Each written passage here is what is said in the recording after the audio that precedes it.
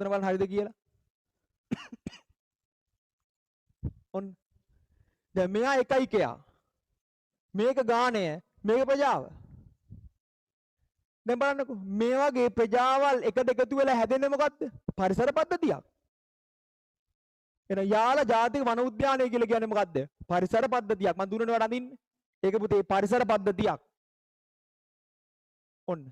එහෙනම් එකයි කියා පරිසරයේ ජීවත් වෙන තනි ජීවියෙකු එකයි කියලා සැඳින් වේ.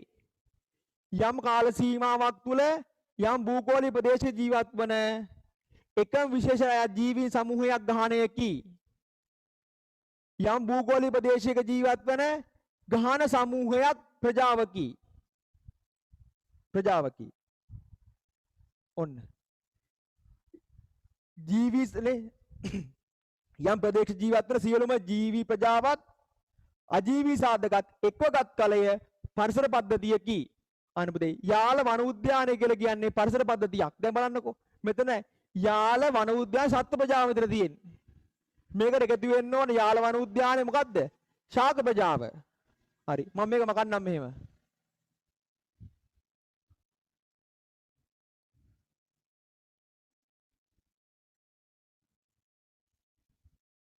බලාගෙන ඉන්නේ මේ. ඔන්න. මෙහි.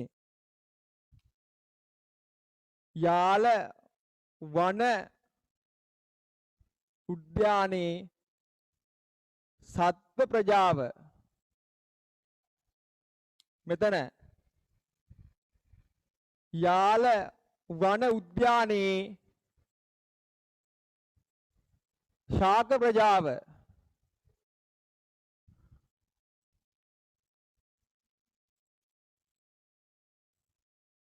හරි යාල වන උද්‍යානයේ ජලය නැද්ද? ඉන්නෝ ජලය ටික. පස නැද්ද? පස තියෙනවා. වාතය තියෙනවා. මේ මොකද්ද මේ? භෞතික සාධක. මේක භෞතික සාධක. භෞතික සාධක. මෙන්න මේ ඔක්කොටම මම කියනවා මොකද්ද? පරිසර පද්ධතියක්. කවුද පරිසර පද්ධතිය? යාල ජාතික වන උද්‍යානය. ඔන්න. යාල ජාතික වන උද්‍යානය. මෙයා කවුද මෙයා? මෙයා කවුද? පරිසර පද්ධතිය. මේක වරන්දා නමේක ඇතුළට මෙයා පුතේ පරිසර පද්ධතිය. පරිසර පද්ධතිය. පරිසර පද්ධතිය. හරි මේක අඳින්න. මේක ඉක්මනට අඳින්න.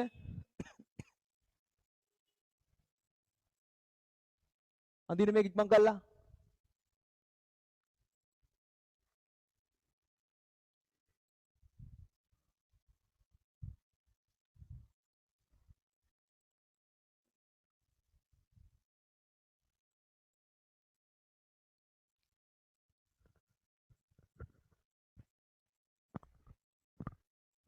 ඔන්න. එහෙනම් දැන් අපිට පුළුවන් වෙන්න ඕන එකයි කියා කියන්නේ කවුද? හරිද? එකයි කියා කියන්නේ කවුද? ගහණයක් කියන්නේ කවුද? ප්‍රජාවක් කියන්නේ කවුද? පරිසර පද්ධතියක් කියන්නේ කවුද? ජෛව ගෝලය කියන්නේ මොකක්ද කියලා කියන්න පුළුවන් වෙන්න ඕන. හරි බලමු. ඔන්න. හරි මම මේක මකනවා හොඳ. දැන් ඇති. මේක මකන්නද? බික්මන් කරමු.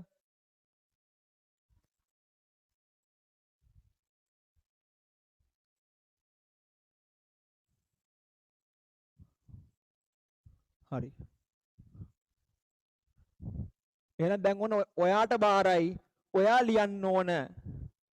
දැන් බලන්න ඕන පුළුවන් ද බලන්න. මම ගොඩක් වෙලා හිමින් කරන්නේ මේ පාඩම හිමින් කරන්නේ. හිමින්. හරිද? ඔන්න බලන් ඉන්න. දැන් ඔයාට පුළුවන්. එකයි කියා මම මෙහෙ ලියනවා දැන්. එකයි කියා. හරිද? එකයි කියා. මම මෙහෙ ලියන්නම් පොඩ්ඩක් ඉන්න බලන් ඉන්න. එකයි කියා. හරි. මෙතන ගහණය. මෙතන ප්‍රජාව. මෙතන පරිසර පද්ධතිය. හරි ලියමු බලන්න. හා එකයි කයා මම ලියනවා උකුස්සා. උකුස්සා. හරිද? ඒතර ගහණේ ලියන්නේ කොහොමද අපි? ඒ විභාගෙටම අහනවා. උකුස්සා එකයි කියක්. ඉතින් ගහණේ ලියන්නේ කොහොමද? කාලය ලියන්න ඕන. ඔයාලට කැමති විදිහට ලියන්න පුළුවන්. මම ලියන මෙහෙම. මම ලියන්නේ මෙහෙමයි. 2018 වර්ෂයේ 2018 කොහෙන්ද කඩම් පාත් උනේ? කොහෙන්වත් කඩම් පාත් උන්නේ නැහැ. මං හිතලා ලියන්නේ. ඔය යාලියන් 2020 ප්‍රශ්නයක් නැහැ. ඔය 1999 ලියන්නේ. ඒ ප්‍රශ්නිකුත් නැහැ. විභාගෙට දෙන්නේ එකයි කියා උකුස්සා කියලා. ඔයාට කියනවා එහෙනම් එයාට අදාළ ගහණේ ලියන්න කියලා. එතකොට ඔයා මොකද කරන්න ඕන? කාලය ලියන්නත් ඕන, ප්‍රදේශය ලියන්නත් ඕන. කැමති කාලයක් ලියන්න, කැමති ප්‍රදේශයක් ලියන්න. මොකද යම් කාල සීමාවක් තුල කිසියම් භූගෝලීය ප්‍රදේශයක ජීවත් වන එකම විශේෂයට අයත් ජීවීන් සමූහයක් ගහණයකි. ඉතින් මහත්වෝ පාඩම් කරගන්න ඕන ඕක. හරි. 2018 වර්ෂය යන කාලය කිව්වා අපි කියනවා මිද්දෙනිය නගරයේ. හිතමු බොරුවක් නිකන්. ඒ වෙන්න පුළුවන් නේ.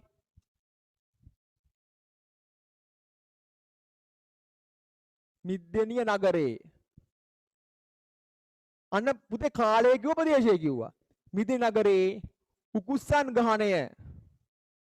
උකුස්සන් ගහණය 4කි. ඔන්න අපි ගහණය ලිව්වා. මොකද්ද ගැටලුව? ප්‍රජාව. ප්‍රජාව. දැන් ප්‍රජාවක් කියන්නේ මොකද්ද? යම් ප්‍රදේශයක ජීවත් වන එකිනෙකා සමග අන්තර්ක්‍රියා සිදු කරන මොකද්ද? ගහන සමූහයක්. ගහන සමූහයක්. එතකොට මම කියනවා කාලයේ මිද්දෙනිය නගරේ දැන් උකුස කියන්නේ ශාකයක්ද? නෑ සතෙක් නේ. නෑ සත්ත්ව ප්‍රජාව. සත්ත්ව ප්‍රජාව. ඔන්න පරිසර පද්ධතිය. හරිද? මිද්දෙනිය නගරය. හරි.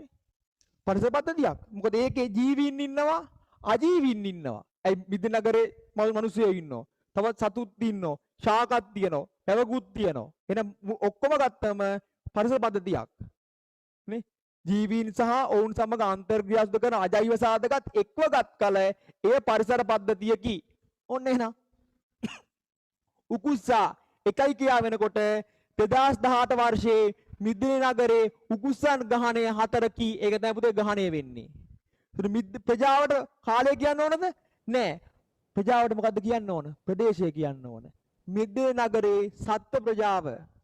ඇයි ඒ සත්ත්ව ප්‍රජාව කෙල්ලුවේ? උකුස් සතෙක් නිසා. පුතේ මිද්දෙනිය නගරේ සත්ත්ව ප්‍රජාවේ කිව්වම කාක්කොත් අයිති, උකුස්සොත් අයිති, නේ? පරයියොත් අයිති, බල්ලොත් අයිති, අපිත් අයිති. පරිසර පද්ධතිය මිද්දෙනිය නගරය. ලියන්න බලන්න. ලියන්න බලන්න ඉක්මනට ඕක.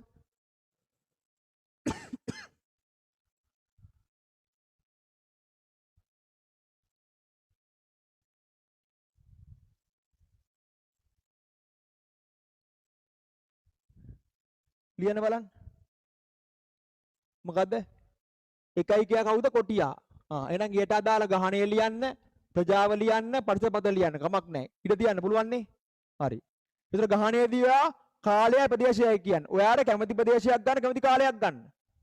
ප්‍රජාවේදී කාලය විතරක් කාලය ගන්න එපා, ප්‍රදේශ විතරක් ගන්න. හරි. අපි යමු මාතෘකාවට. ඒක ඇති. හරිද? ඔන්න. බලන් ඉන්න.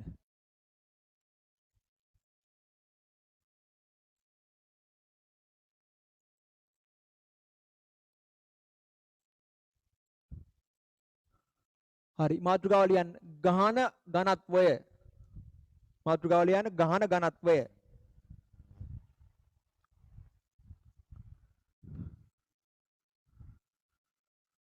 මාතෘකාව ගහන ඝනත්වය.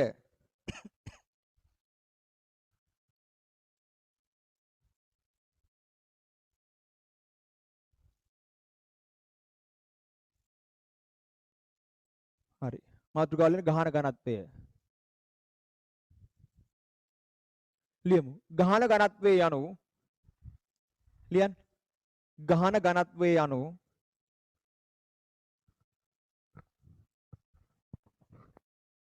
ගහන ඝනත්වයේ යනු යම් වාස භූමියක ලියන්න. ගහන ඝනත්වයේ යනු යම් වාස භූමියක යම් වාස භූමියක ඒකක වර්ගඵලයක් තුල ගහන ඝනත්වය යනු යම් වාස භූමියක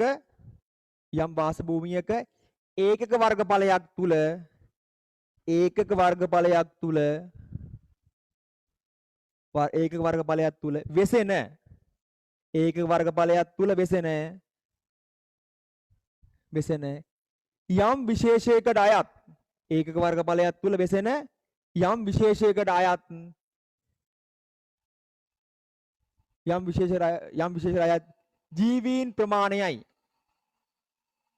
ජීවීන් ප්‍රමාණයයි ගහන ඝනත්වයේ යනු යම් වාස භූමියක ඒකක වර්ගඵලයක් තුල වෙසෙන යම් විශේෂයකට අයත් ජීවීන් ප්‍රමාණයයි.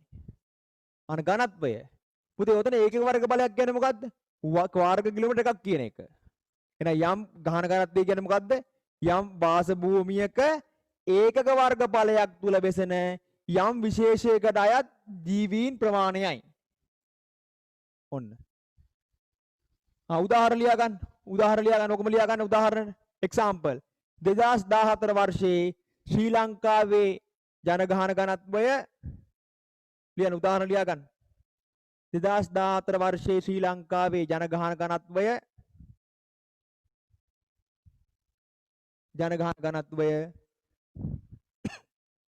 කොච්චරද? අන්න වර්ග කිලෝමීටරයට 329.12 කි. වර්ග කිලෝමීටරයට 329.12 කි.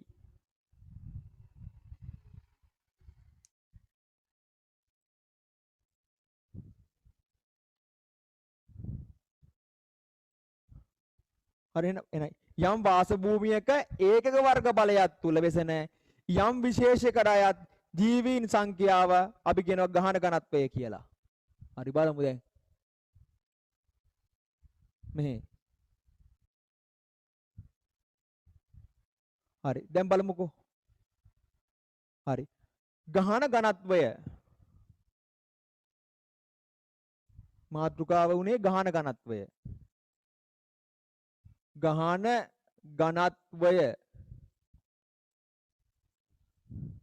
මොකද්ද ගහන ඝනත්වය කියන්නේ?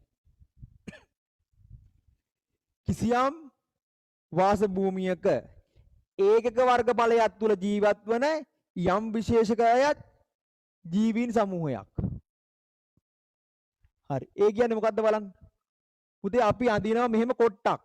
අනේ බලාගෙන ඉන්න. හොඳේ බලාගෙන ඉන්නකෝ. මම තේරෙන සිංහලෙන් මම ඔයාලට කියන්නේ ගහන ඝනත්වයේ තේරෙන සිංහලෙන්. ඔන්න. මේ හැම බලන්නකෝ. ඔන්න මම අඳිනවා පුතේ මාළුවෝ. ලොකු අඳින්නේ මම මෙතන අඳින්නේ ලොකු මහා මුහුදේ කොටසක් අඳින්නේ මම. මහා මුහුදේ කොටසක්. ඔන්න. මේ කතරෙන් පෙන්නන්නේ පුතේ මාළුවෝ.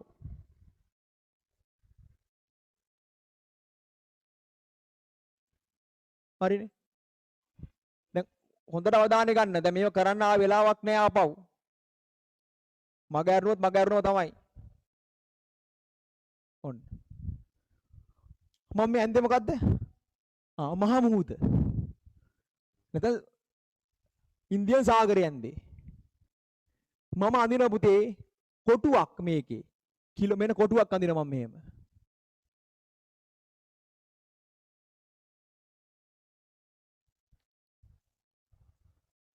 ඔන්න.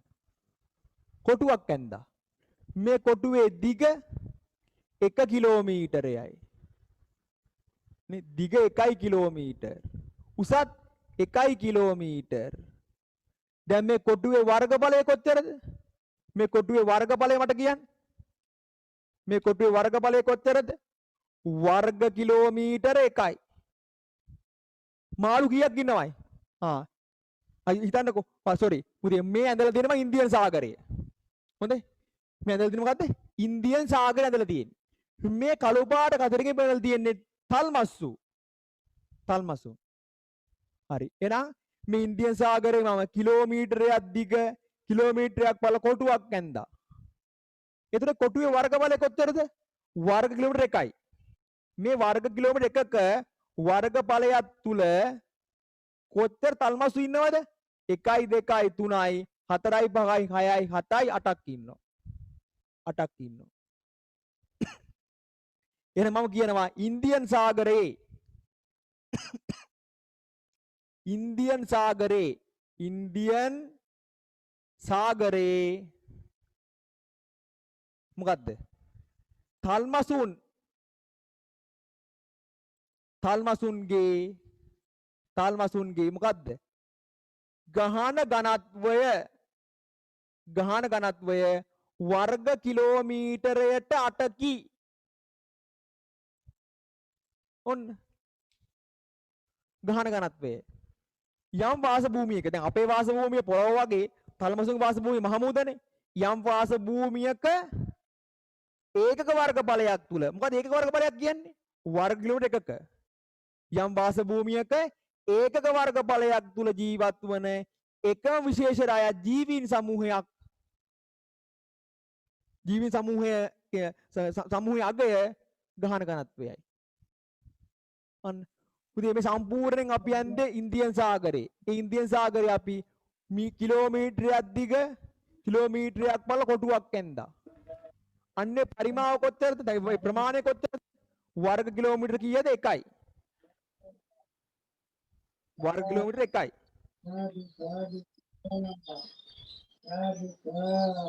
අචිරි කවුද මේ? ඔප් කර මයික් එක. ඔන්න. බලාගෙන ඉන්න. හරිද? සෝරි. බලාගෙන ඉන්න. ඔන්න.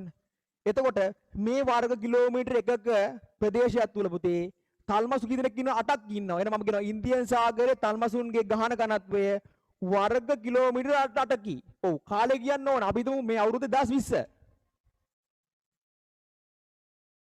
2020. ඔන්න. එහෙනම් යම් කාල සීමාවක් තුලදී අහගන්න යම් කාල සීමාවක් තුලදී යම් වාස භූමියක ඒකක වර්ගඵලයක් තුල ජීවත් වන ජීවීන්ගේ සංඛ්‍යාත්මක අගය ගහන ඝනත්වයයි. ඔන්න. ඒ කියන්නේ පුතේ අපි හොයන සමීකරණයක් මෙතන. මොකක්ද සමීකරණය? මෙන්න. ගහන ඝනත්වය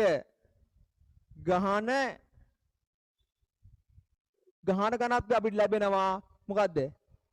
ජීවීන් ගණන බෙදීම කොච්චරද? වර්ග කිලෝමීටර 1. ඔන්න. දැන් ජීවීන් ගණන කොච්චරද? 8යි. බෙදන්න කීයද? වර්ග කිලෝමීටර 1ෙන් බෙදන්නේ. උත්තරේ කීයක් එනවද? වර්ග කිලෝමීටරයට 8ක් එනවා. එහෙනම් මොකද්ද ගහන ඝනත්වය කියන්නේ? යම් කාල සීමාවක් තුල යම් වාස භූමියක ඒකක වර්ගඵලයක් තුල ජීවත් වෙන ජීවීන් සංඛ්‍යාවයි. අපි හොයන්නේ කොහොමද? ජීවීන් ගණන බෙදනවා වර්ග කිලෝමීටර 1ෙන්. අපි ඉන්දියන් සාගරය ගන්නවා. ඉන්දියන් සාගරයේ පුතේ කිලෝමීටර 1ක් දිග කිලෝමීටර 1ක් පළල කොටුවක් අඳිනවා. අන්නේ කොටුව තුල පුතේ තල්මස්සු ඉන්න 8ක්. එන ජීවීන් ගණන 8යි. ප්‍රමාණය කොහොමද? වර්ග කිලෝමීටර 1යි. එහෙනම් ගහන ඝනත්වය කො වර්ග කිලෝමීටරයට 8යි තල්මසුන්.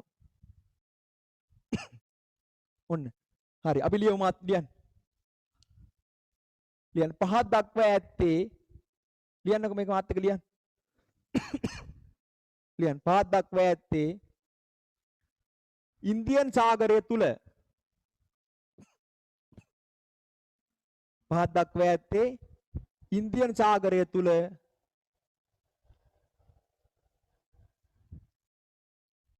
තල්මසුන් සිටින ආකාරයයි. ඉන්දියන් සාගරය තුල තල්මසුන් සිටින ආකාරයයි.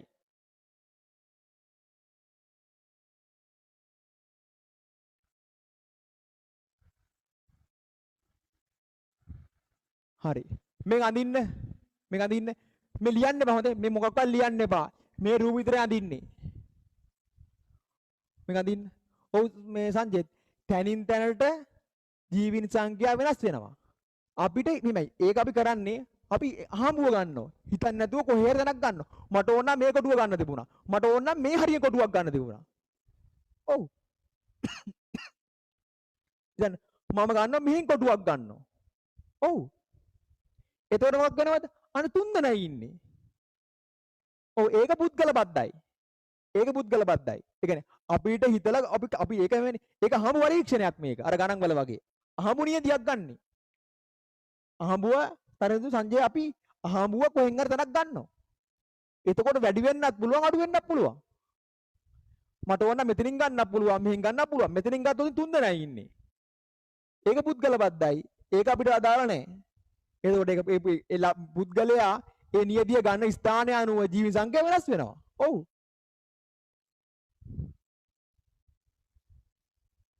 මේක අදින් ඉක්මනට අකුරු ලියන්න එපා. මේක ලියන්න එපා. හොඳේ මේක ලියන්න එපා. මේ විතරයි මේ කරන්නේ.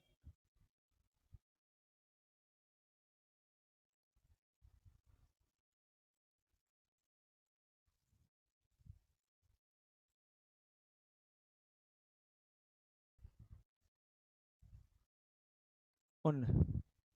ජීවීන් ගණන ගහන ගණන සමානයි ජීවීන් ගණන බෙදීම වර්ග වලට 1.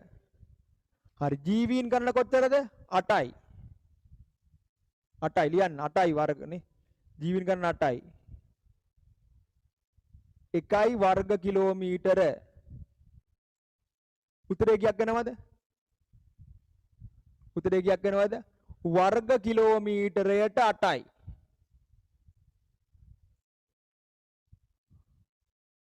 දැන් ලියන්න 2020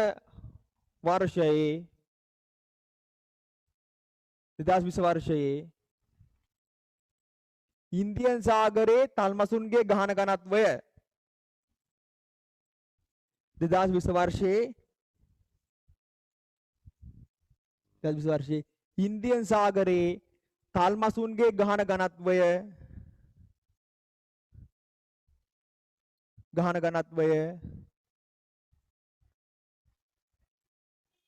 කොච්චරද? වර්ග කිලෝමීටරයට 8කි. වර්ග කිලෝමීටරයට 8කි.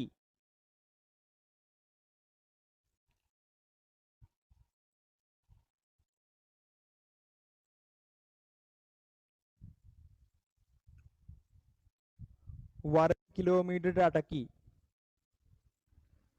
හරි එහෙනම් ගහන ඝනත්වය බලුවන් වෙන්න ඕනේ. යම් කාල සීමාවක් තුලදී යම් වාස භූමියක වර්ග කිලෝමීටර එකක ප්‍රමාණයක නැත්නම් යම් ඒකීය වර්ගඵලයක ජීවත් වන ජීවීන්ගේ සංඛ්‍යාව ගහන ඝනත්වයයි. හරිනේ? යම් කාල සීමාවකදී යම් වාස භූමියක හරිද? යම් කාල සීමාවකදී යම් වාස භූමියක ඒකීය වර්ගඵලයක් මත ජීවත් වන එකම විශේෂ ජීවීන් සමූහයක එකතුව ගහන ඝනත්වයයි. මොකද කාලයේ තියෙන්න ඕන ප්‍රදේශයේ තියෙන්න ඕන එකම විශේෂය වෙන්නත් ඕන. මේ ඒකීය වර්ගඵලයක් කියන්නේ කොච්චරක්ද? වර්ග කිලෝමීටර 1ක්. ඔන්න. හරි බලන්න.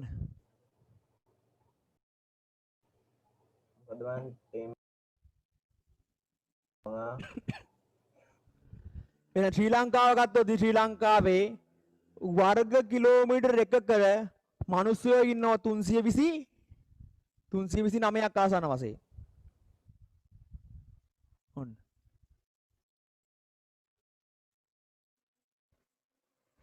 ගහන ඝනත්වයට බලපාන සාධක මොකද්ද? උපත් සංඛ්‍යාව නේ. ඉපදෙන්නේ ආගමනය, විගමනය, මරණ. එන විගමනය කියන්නේ මොකද්ද? ගහන අතහැරලා යනවා. ආගමනය කියන්නේ පිටින් කට්ටිය එනවා. දැන් මැරෙනවා ඉපදෙනවා. එහෙනම් ගහන ඝනත්වයට බලපාන ප්‍රධාන සාධක හතරක්. යටින් ලියමු අපි මෙහෙම. ලියන්න. ගහන ඝනත්වයේ කෙරෙහි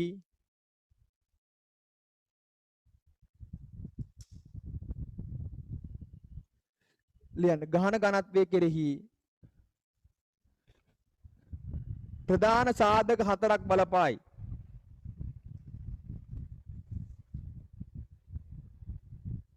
ගහන ඝනත්වයේ කෙරෙහි ප්‍රධාන සාධක හතරක් බලපායි.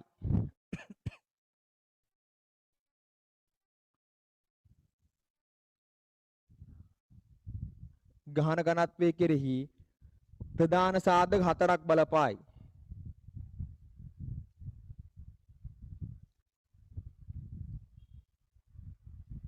ලියන්න. ඒවා නම් ලියන්න. ඒවා නම් මොකද්ද? උපත් සංඛ්‍යාව,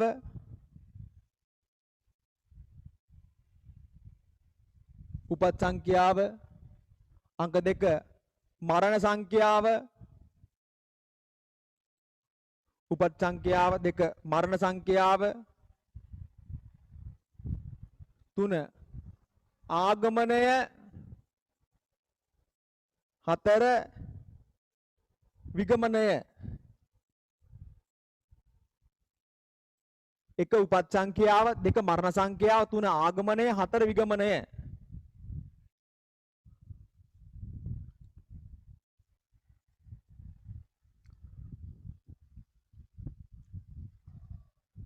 ඔන්න.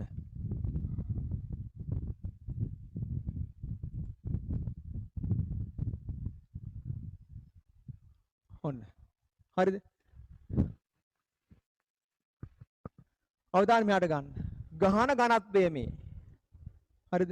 හිතන්න පුතේ මේකේ පරිමාව වර්ග කිලෝමීටර් 1යි. මම කොටුවක් විතර අඳින්නම්. එහෙනම් සම්පූර්ණ වැඩ නවත්තන්න ඕනද? මේව ආපහු වෙන කතා කරන්නෙත් නැත්නම් කරන වෙලාවකුත් නැහැ.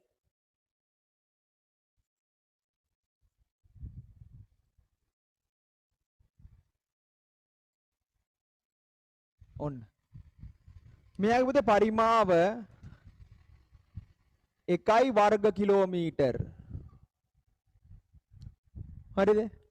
හිතන්න මෙතන ඉන්නවා පුතේ හිතන්නකො මෙතන කුරුල්ලෝ කියලා හිතන්නකො. කුරුල්ලෝ ඉන්නවා 1යි 2යි 3යි 4යි 5යි 6යි 7යි 8යි 9යි 10යි. හරිනේ? 10ක් ඉන්නවා. එහෙනම් මට කියන්නකො ගහන ඝනත්වය. හරි බලන් ඉන්න. ගහන ඝනත්වය කොතරම්ද? 10යි වර්ග කිලෝමීටරයට. ඔන්න. එතකොට මේ ගහන ඝනත්වයේ කෙරෙහි පුතේ බලපාන උපත් සංඛ්‍යාව, මරණ සංඛ්‍යාව, ආගමනය හා විගමනය. ඔව්. ඒ කියන්නේ ඉපදෙන සංඛ්‍යාව බලපානවා. පුතේ මේ ගහනේ මාසයකට මැරෙන්නේ දෙන්නයි. හරිද? මැරෙන්නේ දෙන්නයි 10ක් ඉපදෙනවා. මොක වෙන්නේ? මැරෙන්නේ දෙන්නයි 10ක් ඉපදෙනවා. මොක වෙන්නේ? මේ ඝනත්වය වැඩි වෙනවා. හරිනේ? මැරෙන දෙන්නයි මට දාන ගන්න.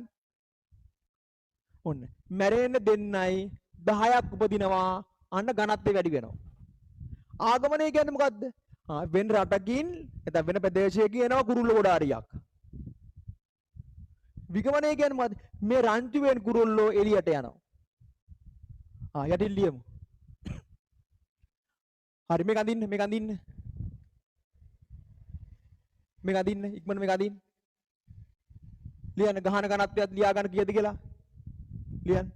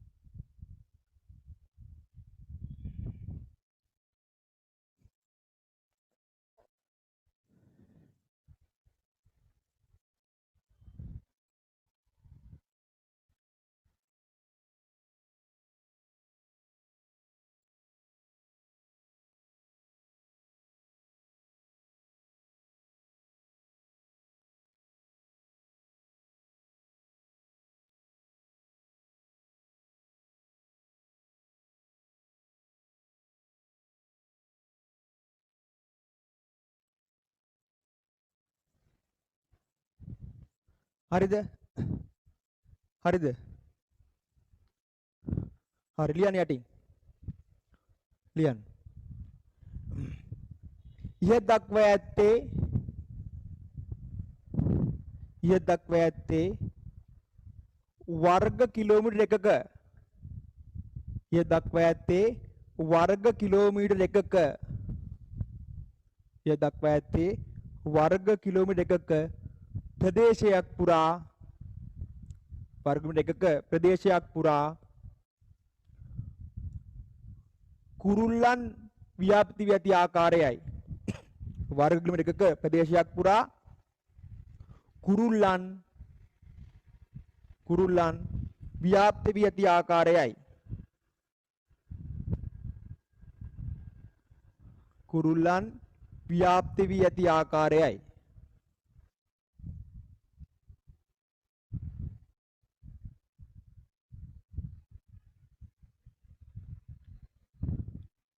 රූල කතාව ලියන්න.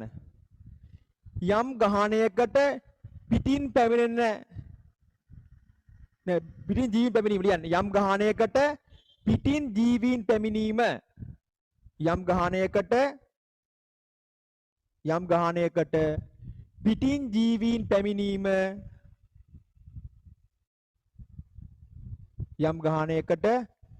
පිටින් ජීවීන් පැමිණීම ආගමනයයි.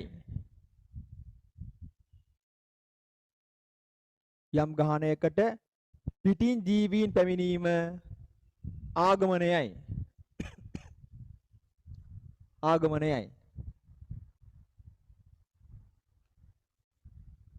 රූල කත ඇරලා යම් ගහණයකින් රූල කත ඇරලා ලියන්න. යම් ගහණයකින් ජීවීන් ඉවත් වීම විගමනයයි. යම් ගහණයකින් ජීවීන් ඉවත් වීම විගමනයයි.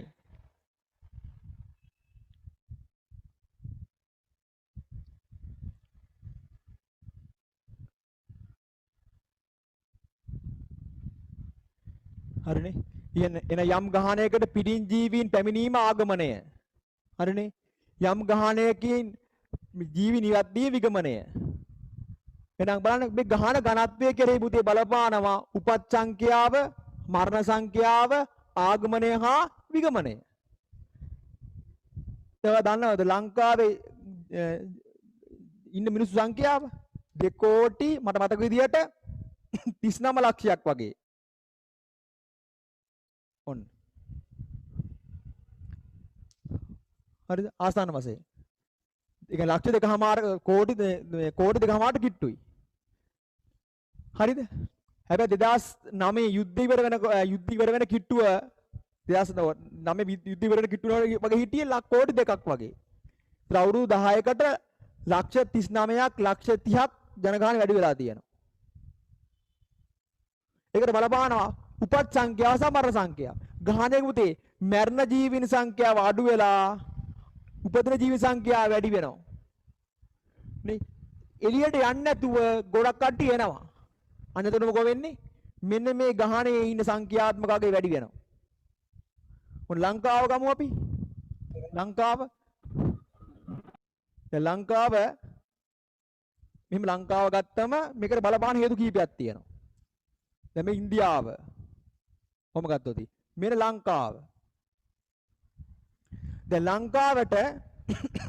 ලංකාවේ සෞඛ්‍ය ශේෂ්ත්‍ර දියුණුයි. ඒ හින්දා උපත් ගාන වැඩි. උපත් සංඛ්‍යාව වැඩි, මරණ සංඛ්‍යාව අඩුයි. ඒක ඇත්ත. හරිද? ලංකාවේ සෞඛ්‍ය සේවය දියුණුයි. උපත් සංඛ්‍යාව වැඩි, මරණ සංඛ්‍යාව අඩුයි. එතකොට මොකද වෙන්නේ? අන්න වැඩි වෙනවා. ඒ වගේම ලංකාවේ පුතේ අධ්‍යාපනය දියුණුයි. එතකොට මොකද වෙන්නේ? අධ්‍යාපන දියුණුවීමත් ගොඩක් කට්ටිය ඉගෙන ගන්නවා. ඉගෙන ගත්තම මොකද වෙන්නේ? ලංකාව දාලා ගොඩාක් කට්ටිය යන රට. ලංකාව දාලා ගොඩක් කට්ටිය රට යනවා. ඔයා මේක කළා තියොත් දන්නේ නැහැ. ඔයා ලෙඩ වෙලා බෙහෙත් ගන්න ගියාම නේ ડોක්ටර් කෙනෙක් බෙහෙත් ගන්නෙ. ඔයා බෙහෙත් ගන්න ඉස්සෙල්ලා යනකොට ඒ ડોක්ටර්ගේ පුතේ ගහලා තියෙනවා පොඩි බෝඩ් එකක්. බෝඩ් එකක් ගහලා තියෙනවා. මෙහෙම ගහලා තියෙන එතන. නම ගහලා තියෙනවනේ. සම්පූර්ණ නම හරව මෙහෙම වාසක මතක නම ගහලා බැට් එක අංකයකුත් දීලා MBBS MBBS කියලා ගහලා තියෙනවා. මේ තමයි ලංකාවේ මෙඩිකල් ෆැකල්ටිය දෙන ඩිග්‍රිය නම. මේකත් එක්ක පුතේ තවත් නමක් එනවා. MBBS කරාපිටිය. නැත්නම් MBBS ජයවර්ධනපුර. නැත්නම් MBBS පේරාදෙණිය. දැන් ඔයාගේ සමානේ සර් එහෙම නැහැ MBBS විතරයි තිබුණේ. කරාපිටිය නම් ගොඩක් කට්ටිය දාන්නේ නැහැ. ඒ මොකද සම්බන්ධ අපි හම්බන්තොට දිස්ත්‍රික්කයේ හරිද මතක තියාගන්න. සාමාන්‍යයෙන් එක අවුරුද්දකට වෛද්‍ය විද්‍යාලයට ගන්නව 35ක්. Medical faculty. ඕකේ අවසාන එක සාමාන්‍ය මට මතකත් නැහැ. අවසාන එක 26න් පස්සේ වගේ 26න් පස්සේ 35 දක්වා අවසාන රෑන්ක් ගන්න කරාපිටියට. හැබැයි ඉස්කට් කෝ එක වැඩි. හොඳම ලකුණු වැඩිම කට්ටිය කියන්නේ මුල් රෑන්ක් 1 2 3 ඉන්න ඒව අපෙන් ගන්න පුතේ ජයවර්ධනපුර මෙඩිකල් ෆැකල්ටියට පේරාදෙණියට කොළඹට. එතකොට කොළඹ කැම්පස් එකේ මෙඩිකල් ෆැකල්ටියෙන් අවුට් වෙන කෙනෙක් ජයවර්ධන අවුට් වෙන කෙනෙක් විශේෂයෙන් පේරාදෙණිය වගේ මෙඩිකල් ෆැකල්ටි එකකින් අවුට් වෙන කෙනෙක් ලංකාවේ ඉන්න තියෙන හැකියාව ඉතාමත් අඩුයි. ඒ කට්ටිය මොකද්ද කරන්නේ? ලංකාව දාලා වෙනත් රටකට යනවා. මම කතාව වාට කිව්වා ඕක. 10 වසරේදී. අනේ එතකොට ඒක බලපානවා මොකටද? අපේ ආගමනයට. ඒ කියන්නේ සෝරි අපේ ගහන ගතේ බලපානවා. මොකද ලංකාවේ ගොඩක් ලංකාවේ විශේෂයෙන්ම ඇමරිකාව එංගලන්තය වගේ ගොඩක් රටවල් වල ඉන්න වෛද්‍යවරුන්ගෙන් වැඩි ප්‍රමාණයක් ලංකාවේ ඉන්දියාව වගේ රටවල් වල ගියපු කට්ටිය. ඔන්න. හරිද? එහෙනම් ලංකාව දාලා යන පිරිසකුත් ඉන්නවා. ඒ වගේ තමයි ලෝකේ හොඳම කැම්පස් එකක් තමයි මොරටුව කැම්පස් එක. ඒතකොට මොරටුවේ කැම්පස් එකේ ඉංජිනේර ෆැකල්ටි එකට තේරෙනවා කියන්නේ ගොඩක් අමාරුයි. ලංකාවේ උසස් පෙළ මේ ගණිතාංශයෙන් ඉහළම රෑන්ක් එකකින් ගන්න මොරටුවට ගන්නේ. ඒතර මොරටුවෙන් වගේ අවුට් වෙන මොරටුවෙන් වගේ කැම්පස් එකෙන් අවුට් වෙන ගොඩක් කට්ටිය ලංකාව තුල ඉන්නේ නැහැ. පවුල් පිටින්ම ලංකාව දාලා යනවා. එතන මොකද වෙන්නේ? අන්න විගමනය වැඩි. මේක විගමනය. අන්න විගමනය වැඩි. එතකොට ඒක බලපානවා ලංකාවේ ගහන ඝනත්වයට. එහෙනම් ගහන ඝනත්වයේ කිරි බලපානවා කවුද? උපත් සංඛ්‍යාව, මරණ සංඛ්‍යාව, ආගමනය බලපානවා. ආගමනය බලපානවා, විගමනය බලපානවා. ඔන්න. හරිද? අපි යටින් ලියමු. ලියන්න මෙහෙම. පහත් දක්වා ඇත්තේ ලියන්න. පහත් දක්වා ඇත්තේ දර්ශීය පහත් දක්වා ඇත්තේ දර්ශීය ගහන වර්ධන වක්‍රයයි. ලියන්න. පහත් දක්වා ඇත්තේ දර්ශීය ගහන වර්ධන වක්‍රයයි. හරි මාතෘකාව ලියන්න එහෙනම් දර්ශීය ගහන වර්ධන වක්‍රය. දර්ශීය ගහන වර්ධන වක්‍රය.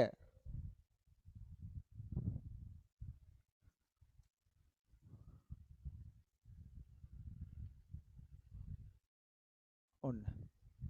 මෙතන අපි ගන්නවා පුතේ මම මේක වර්ෂයා කරන්නම්. කමන්නේ. කාලය.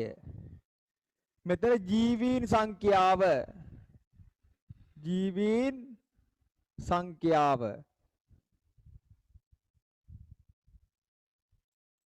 ඔන්න.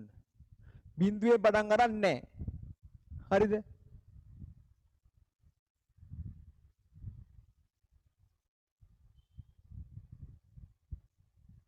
sorry.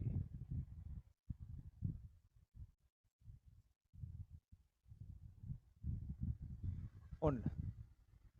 කොටස් කීයක් තියෙනවද? 4ක් තියෙනවා. හරි. මේක අඳින්න බලන්න. මේක 1.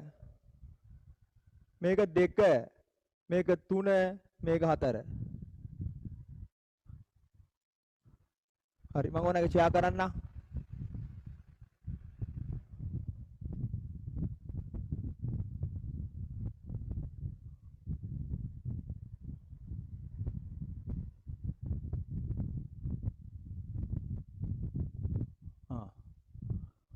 ඔය තියෙන්නේ. ඔය පස්තාර විතරක් අඳින්න. ජීවීන් සංඛ්‍යාව කාලය මොනවද ලියන්න එපා පස්තාර විතරක් අඳින්න. 1 2 3 කියලා දාන්න.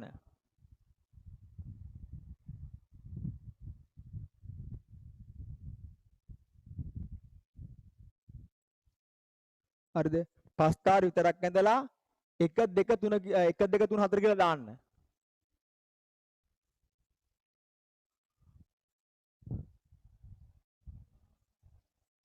හරි.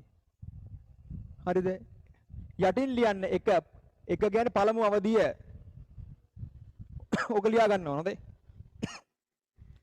1 පළමු අවධිය ගහණය සෙමින් වර්ධනය වෙන අවධියයි. අලියා ගන්න එක. රූලක් කරලා රූලක් ලියන්න. පළමු අවධිය ගහණය සෙමින් වර්ධනය වෙන අවධියයි. රූලක් අතෑරලා. දෙවන අවධිය 2 ගහණය ශීඝ්‍රයෙන් වර්ධනය වෙන අවධියයි. අවධිය 3 ගහන වර්ධන වේගය අඩු වන අවධියයි. අවධිය 4 ගහණය ස්ථායි වන අවධියයි. සම්පූර්ණයෙන් මේක අඳින්න ඕම. ඇඳලා ඕ කතාවත් ලියා ගන්න. මොකද කතාව? අවධිය 1, අවධිය 2, අවධිය 3, අවධිය 4 ඒකත් ලියා ගන්න යටින්. ඕ මේක ඉතින් ලියන්න එපා. ඔයා පහළට ලියන්න. පස්තාරේ ඇඳලා ඔයා පහළට ලියන්න. ස්වභාවික ජීවි ගහණය මොකක්වත් ලියන්න එපා. පස්තාරික නිරූපණය මොකක්වත් එපා. පස්තාරේ ඇඳලා පහළට ලියන්න පුතේ. පළවෙනි එක අවධිය 1. ඒක තේරුම ලියන්න. ගහණය සෙමින් වර්ධනය වන අවධිය. ඊට අවධිය 2. ගහණය ශීඝ්‍රයෙන් වර්ධනය වන අවධිය. රුලක දැරලා අවධිය 3. ගහණේ වර්ධනය වේගය අඩු වන අවධිය. ඊට අවධිය 4. ගහණය ස්ථායි වන අවධිය. හරි ඒ ටික ලියලා නවත්තන්න.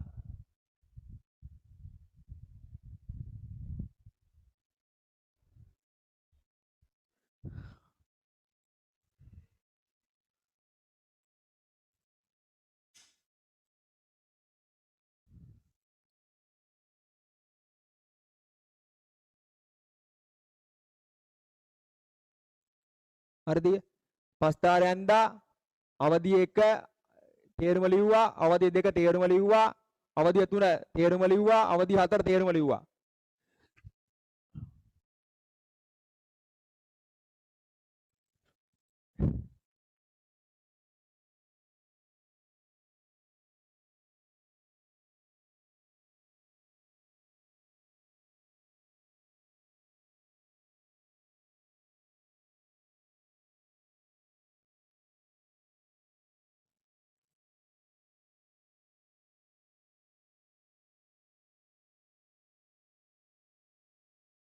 හරිද?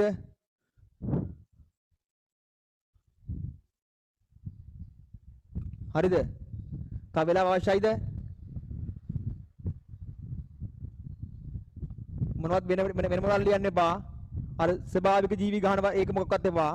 මේ ප්‍රධාන අවධි 4ක් ඒ මොකක්වත් ඕනේ නැහැ. පස්තාරේ ඇඳලා අවධි ටික ලියලා බලන්න අපේ කට්ටිය.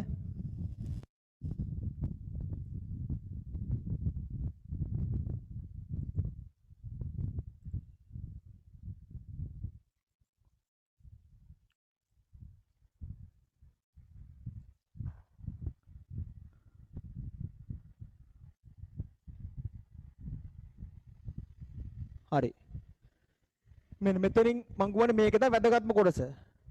වැදගත්. මම දැන් මේක ස්ටෙප් බයි ස්ටෙප් පැහැදිලි කරනවා. ඊට පස්සේ ආයෙ පාඩම මූලික ඉඳන් මතක් කරනවා. හරි කමන්න අපි දැන් යන ඉන්ටර්වල් ගන්නවද? 5:31යි 6ට ආපහු එන්න 6ට ඉවර කරනකොට 7:00මාර පහු වෙයි. 6ට ඉවර දැන් 6ට පටන් ගන්න විනාඩි 30ක් දෙන්න එක. හොඳයි. ඔය අවුට් වෙනවා නම් අවුට් වෙන්න ආයි ලින්ක් එකේ පාස්කෝඩ් එක ඇදලා ආපහු එන්න පුළුවන්. මම මීටින් මෙහෙම තියාගෙන ඉන්නවා. 6ට එන්න 7:00මාර පහු වෙයි. ඒක 8 වෙයිද ඊට කලින් වෙයිද දන්නේ නැහැ. 7:00මාර පහු වෙයි. මම ටාගට් කරන් කොටසක් තියෙනවා. මේක මම හිමින්ම කරන් යන්න ඕන මේ ටික. මොකද මේ ටික සාමාන්‍ය බෙලට ආවේ නැහැ. අර ටික ආවා. හොඳයි. ඒකයි කියා ගහනේ ප්‍රජාව ඒ ටික ආවා. වර්ධන වක්ත තාම සාමාන්‍ය බෙලට ආවේ නැහැ. විභාග කල් ගිය නිසා මේ වෙන්නේ නැtei කියලා කියන්නත් බෑ. එහෙනම් හිමින් යන්න ඕන. හිමින්ම යන්න ඕන. ඒතර ඕන එකෙක් අල්ල ගන්නවා මේක. එහෙනම් 6ට වාර්තා කරන්න.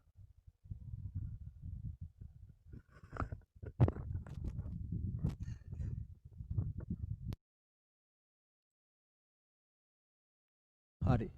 යටි ලියන්න පුතේ. ජීවීන්ගේ දර්ශීය ගහන වර්ධන වක්‍රයේ හැඩය මයික් ඔෆ් කරලා යටින් ලියන්න. ජීවීන්ගේ දර්ශීය ගහන වර්ධන වක්‍රයේ හැඩය මොකද කියන්නේ? ජීවීන්ගේ දර්ශීය ගහන වර්ධන වක්‍රයේ හැඩය මොකද? සිග්මාකාර වේ. බෝඩ් එකේ තියෙන්නේ සිග්මාකාර වේ. සිග්මාකාර වේ. එනම් S අකුරයක හැඩය ලබා ගනි. එනම් S අකුරක හැඩය ලබා ගනි.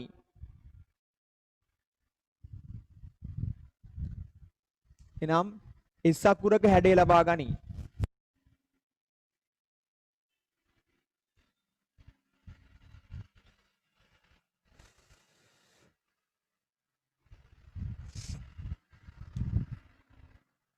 එනම් S අකුරක හැඩය ලබා ගනි.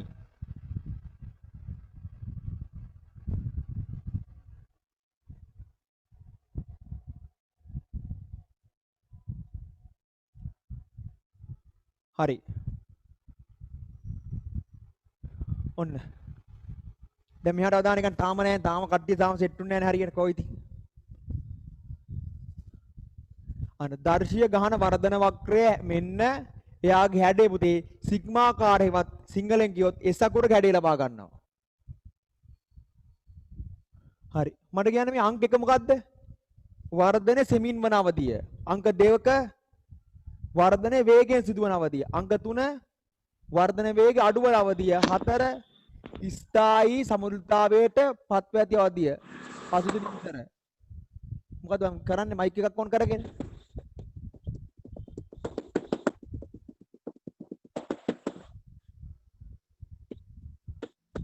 කවුද මේ?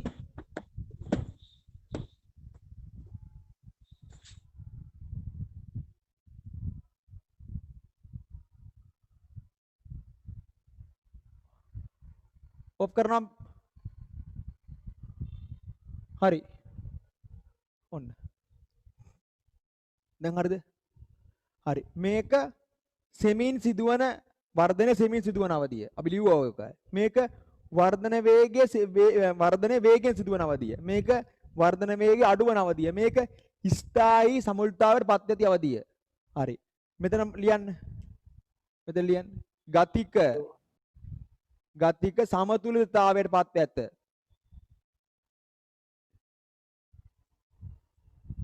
අන්න. ගතික සමතුලිතතාවයට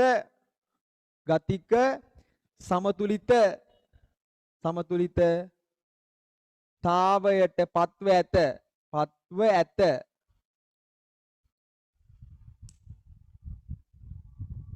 ඔන්න. හරිද? හරි දැන් බලන් ඉන්න.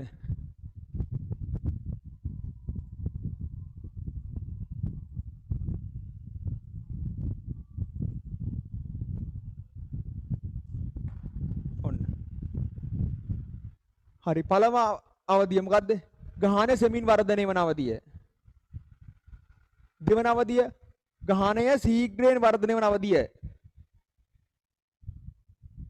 එතකොට තුන්වන අවධිය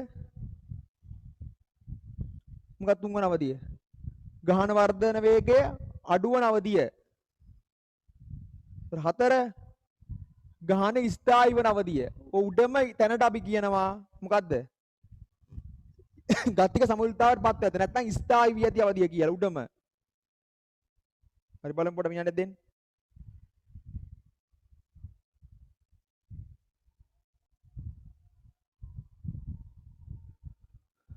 ඔන්න. එහෙනම් දැන් බලමු ඕක කොහොම වෙන්නේ කොහොමද කියලා. හරිද? එහෙනම් පළවෙනි එක ගහනය සෙමින් වර්ධනය වන අවධිය. දෙවෙනි එක ගහනය ශීඝ්‍රයෙන් වර්ධනය වන අවධිය. තුන වර්ධන වේගය අඩු වන අවධිය. හතරවන අවධිය ගහන ස්ථායී වන අවධිය. හරි. දැන් බලන් ඉන්නෝ තේරන සිංහලෙන් උගන්වන්න දන්නේ. තේරන සිංහලෙන්. අවධානය මෙහාට ගන්න. තේරන සිංහලෙන් හොඳේ. ඔන්න. මේ ඔක්කොම මැකුවා. දැන් මොන විද්‍යාව නෙමෙයි තේරෙන සිංහලෙන් මම මේ මොකද්ද කියන එක දැන් මම දන්නවා අති බහුතරයකට තාම තේරුන්නේ නැහැ. මෙතන වැඩිපුර මම කාලය ගත කරනවා හේතුව සාමාන්‍ය පිළිවෙලට තාම ආවේ නැති හින්දා. අවධානය මෙහාට ගන්න. මෙහෙ. ඔන්න. හිතන්න පුතේ. ඔන්න. යාල වන උද්‍යානයේ ඔටුවෝ නැහැ. මේ උදාහරණයක් හොදේ. යාල වන උද්‍යානයේ කවුද නැති ඔටුවෝ නැහැ. මම මොකක්ද කරන්නේ? අරාබියෙන් ඔටුවෝ දෙන්නෙක් ගෙනත් දැම්මා.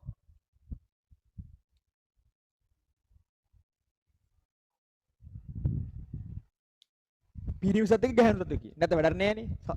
නේ? යාල වන උද්‍යානයේ ඔටුවෝ නැහැ. මොකද කරන්නේ එහෙනම්? පිරිමි සතෙක් සහ ගැහැණු සතෙක් ගෙනලා දැම්මා. එහෙනම් මෙන්න පස්තාරය. දැන් මම මේ පාඩම උගන්වන්නේ කොහොමද? මේ සිංහලෙන් උගන්වන්නේ. නැත්නම් විද්‍යාව නෙමෙයි. මෙතන කාලය. මෙතන ජීවීන් සංඛ්‍යාව. ජීවීන් සංඛ්‍යාව. ඔන්න අද ගෙනත් දාන්නේ. අද දෙසැම්බර් 6 ගෙනත් දැම්මා. එතකොට අර පස්තාරේ පුතේ බිඳුවෙන් පටන් ගන්න බෑ. පටන් ගන්නකොට දෙකෙන්. දෙකේ. හරිනේ? ඔන්න අද දෙසැම්බර් 6. අවධානය මෙහාට ගන්න. තව අවුරුදු 4ක් ගිහිල්ලා මම බලනවා. හරිනේ? දැන් හිතන්න මේ 2020 කියලා හිතන්නකෝ යා. හරිනේ? 2020 මේක. තව අවුරුදු පුතේ 4ක් ගිහිල්ලා මම බලනවා. 2024 මම කෙටියෙන් ලියන්නම්කෝ මෙහි 20 කියලා. 24. ඔටුව කී දෙනාද ඉන්නේ? ඔටුව අනේ ඔටුව ඉන්නේ 5 දෙනයි. ඔටුව 5 දෙනයි ඉන්නේ. අවධානය මෙහාට ගන්න. ඔටුව ඉන්නේ 5යි.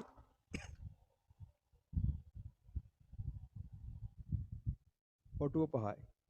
එහෙනම් මෙහෙම වැඩි වෙලා තියෙනවා. ඔන්න ඔටුව 5යි ඉන්නේ.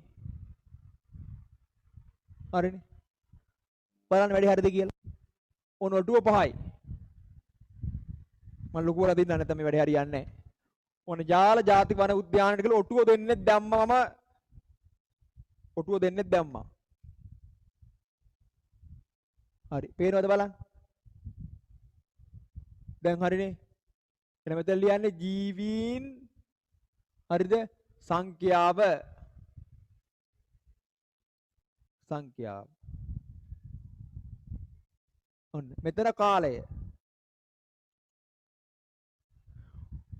ඔන්න පුතේ අද 2020 මම ඔටුව දෙන්නෙක් ගිහින් දැම්මා.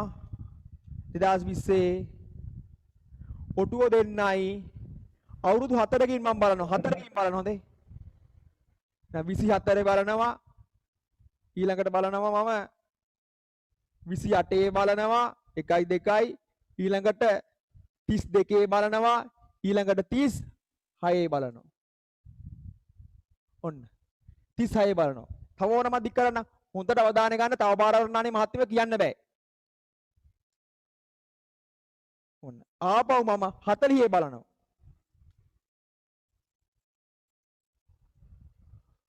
ඔන්න හරිද බලන්න ඕන පස්තාරේ බලන්න 40 බලනවා මෙතන කාලය ටයිම් එක ඔටු කීයද දැම්මේ 2යි දැම්මේ ඔටුව දෙන්නේ ගිහිල්ලා යාල වන උද්‍යානපතේ ගිහින් දැම්මා 2020 දැම්මේ 2024 ගිහිල්ලා මම බලන ඔටුවකෝ අනේ ඔටුව 5යි ඉන්නේ ඔටුව 5 දෙනයි මෙන්න එහෙනම් පස්තාරේ මොන පස්තාරේ ඔටුව 5 දෙනයි 2028 ගිහින් බලනවා බුදුම්මෝ මෙන්න ඔටුවෝ ඉන්නවා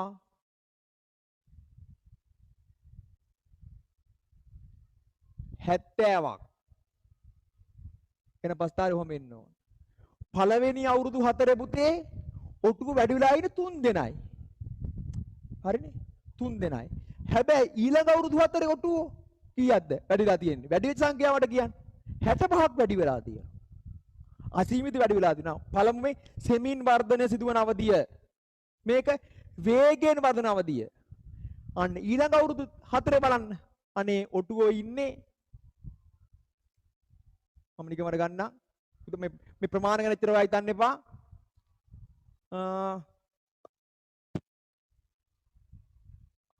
අනුවයි. අනුවයි. එන පස්තාරේ ගන්න වෙන්නේ මට මෙහෙම. උදේ පස්තාරේ ගන්න වෙන්නේ මට මෙහෙම. අන්න අඩු වෙලා තියෙනවා. ඔන්න. ඊළඟ අවුරුදු 4 මම යනවා.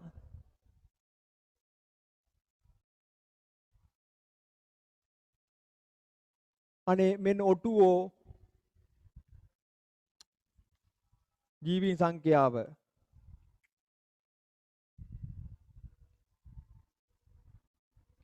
ඔටුවෝ 100යි ඉන්නේ. මෙතන පේනවද ඔයාලට? 100යි ඉන්නේ. එන අඳින්න වෙන මෙහෙම. 1 2 3 හරිද?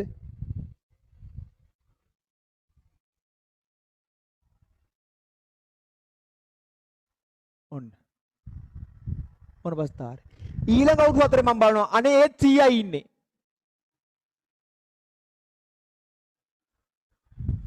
එහෙනම් 2020 24 28 32 36 40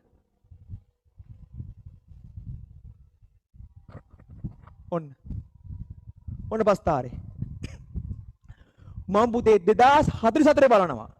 තව අවුරුදු 4ක් දික් කරමුකෝ.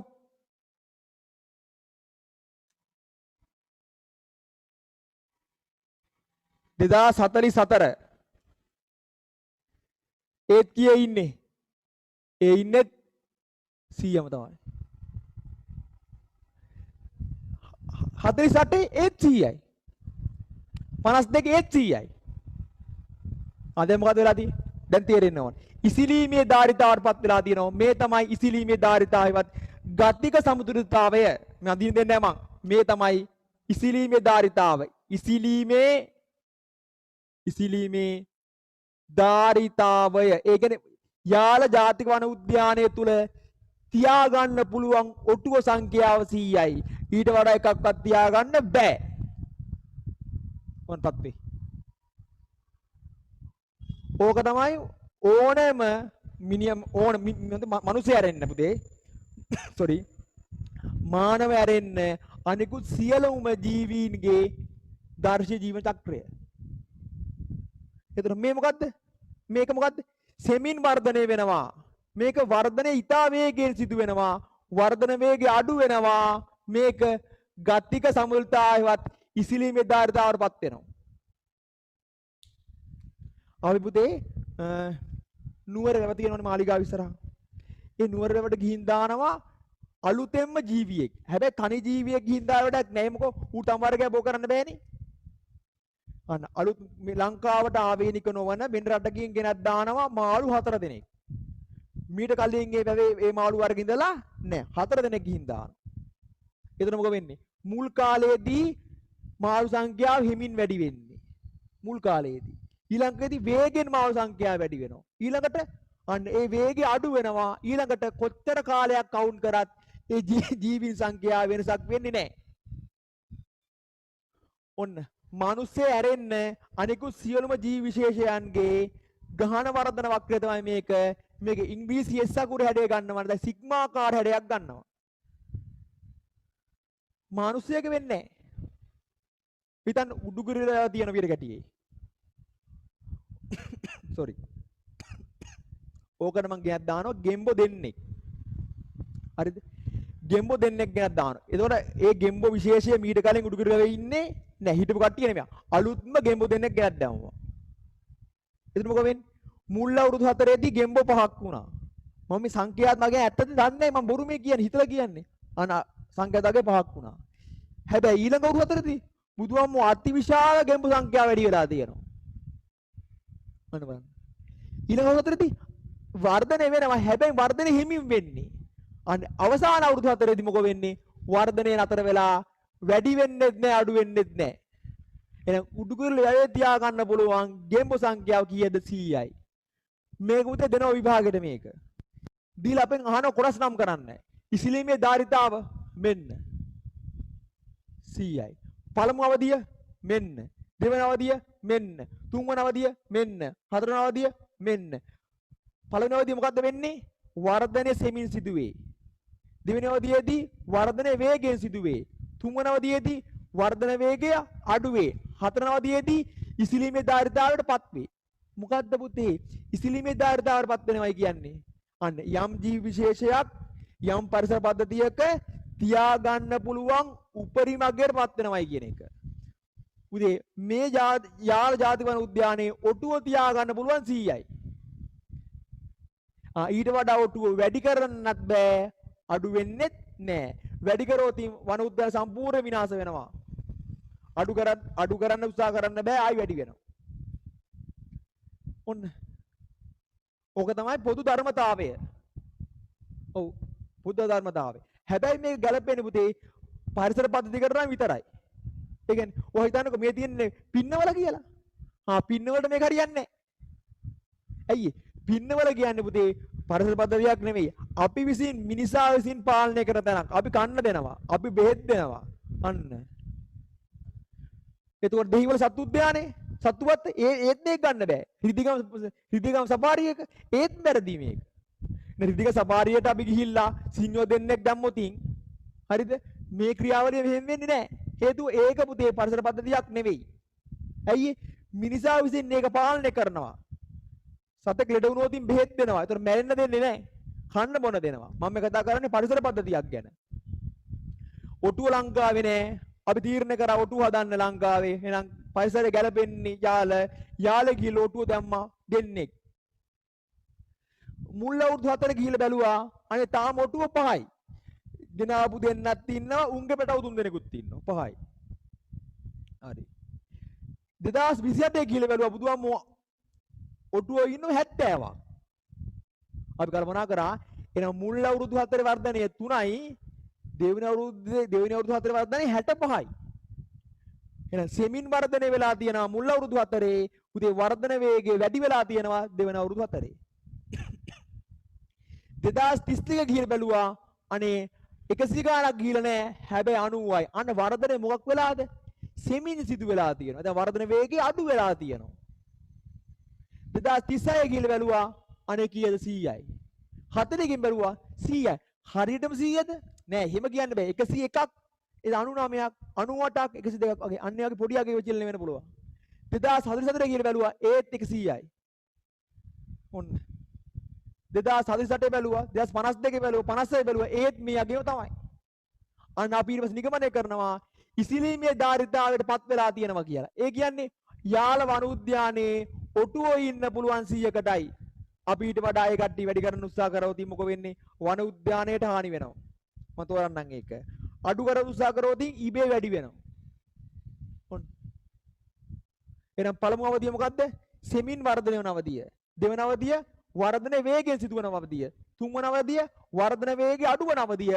හතරවන අවධිය ඉසිලීමේ ධාරිතාවයට නැත්නම් ගතික සමතුලිතතාවයට පත්ව ඇති අවධිය. හරි යටින් ලියමු අපි මෙහෙම. රූපක කතර ලියන්න. මේ රූපය අඳින්න ඕනේ අපි අඳින්න මේ ටික.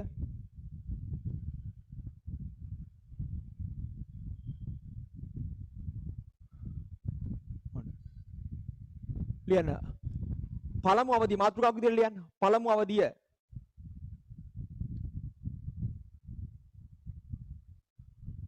හරිද? පළමු අවධිය. මාතෘකාවක් විදිහට ලියන්න. පළමු අවධිය.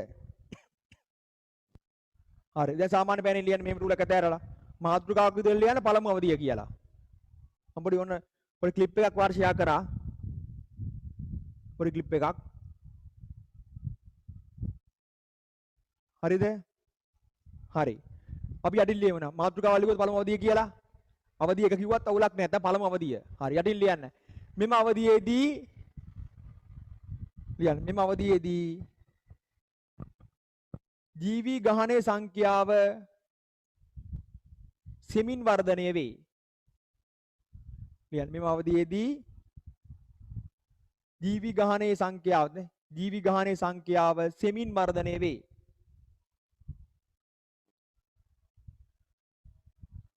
මෙම අවධියේදී ජීවි ගහනයේ සංඛ්‍යාව සෙමින් වර්ධනය වේ. සෙමින් වර්ධනය වේ.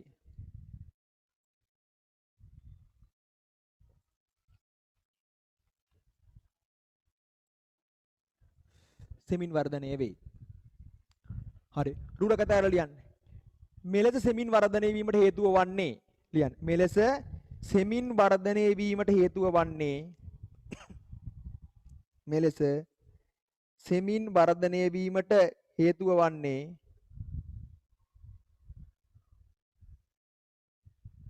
මෙලෙස සෙමින් වර්ධනයට හේතුව වන්නේ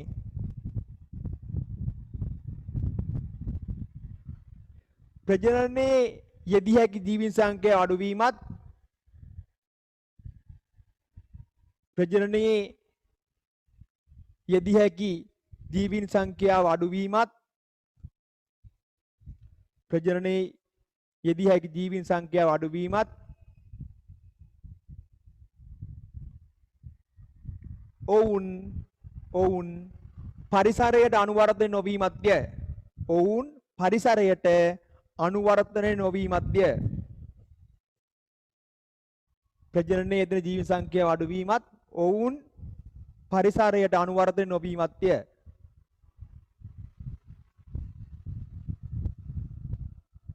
මේක වැරදි හොඳේ. ඔවුන් පුළුල් පරාසයක ව්‍යාප්ති පැවතීම වැරදි ඒක. ඒ ස්ලයිඩ් එකේ ඒක වැරදි. මම මවුස් එක අරන් යන වැරදි ඒක. මොකද ඒ හේතුව මොකද්ද? ප්‍රජනනයේ යෙදෙන ජීවීන් සංඛ්‍යාව අඩු වීමත් අනිත් එක මොකද්ද? පරිසරයට අනුවර්තනය නොවීමත්ය. ඔන්න. දැන් බලන්න මේ. හරිද? ඔන්න. දැන් විභාගයට අහනවා පුතේ මේ මොකද්ද? පළමු අවධිය. පුළුවන්නේ? හරි. ඊළඟ මොකක්ද අහන්නේ? මේකෙදි මොකද්ද වෙන්නේ? ජීවීන් සංඛ්‍යාව සෙමින් වර්ධනය වෙනවා. ඇයි පුතේ එහෙම වෙන්නේ? මෙන්න ප්‍රජනනය කරන්න පුළුවන් ජීවීන් ගණන අඩුයි. ඇයිද යන්නේ?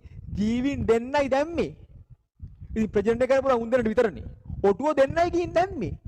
උන් දෙන්න විතරයි ප්‍රජනනය කරන්නේ. තවත් ඔටුව දැම්මේ නෑනේ. එහෙනම් සෙමින් වර්ධනය වෙන හේතුව තමයි ප්‍රජනනය කරන්න පුළුවන් ජීවීන් සංඛ්‍යාව අඩු වුණා. දෙවෙනි එක අනු පරිසරයට මේ කට්ටිය ජීවත් වෙන පරිසරයට අනුවර්තනය වෙලා නැහැ. එකපාර ඔටුව දෙන්න ගිහින් දැම්මම ඔටුව දන්නේ නැහැ. කොටිය කොහෙද ඉන්නේ? වතුර කොහෙද තියෙන්නේ? කෑම තියෙන්නේ කොහෙද කියලා. දන්නේ නැහැ යා. ටික කාලයක් යනවා පරිසරයට අනුවර්තනය වෙන්නේ. ඒකින්ද ජීවීන් සංඛ්‍යාව හිමින් වැඩි වෙන්නේ. එහෙනම් මේ මොකද්ද මේ? පළමු අවධිය. ඒකෙදි මොකද්ද වෙන්නේ? ජීවීන් සංඛ්‍යාව සෙමින් වර්ධනය වීම. සෙමින් වර්ධනය වීම. ඇයි සෙමින් වර්ධනය වෙන්නේ? ප්‍රජනනය කරන්න පුළුවන් ජීවීන් සංඛ්‍යාව අඩුවීමත් එම ජීවීන් පරිසරයට අනුවර්තනය නොවීමත්. පුතේ ඔටුව දෙන්නයි ගිහින් දැම්මේ. එහෙනම් ප්‍රජනනය කරන්න පුළුවන් උන් දෙන්නට විතරයි. තවත් කට්ටියන්ට බෑ. ඔව් ඒ වගේම ඔටුව දන්නේ නෑනේ යාල වනෝද්‍යානයේ පරිසරය කියලා දන්නේ නෑනේ. වතුර ටික කොහෙද තියෙනවද දන්නේ නෑ. කෑම කොහෙන්ද ගන්න වුණද කියලා දන්නේ නෑ. විලෝපිකය කොටිය කොහෙන් එනවද කියලා දන්නේ නෑ. අනේ පරිසරයට අනුවර්ධනය වෙලා නෑ. ඒ හින්දා හිමින් වර්ධනය වෙන්නේ. හරි. රූල කතාර ලියන්න.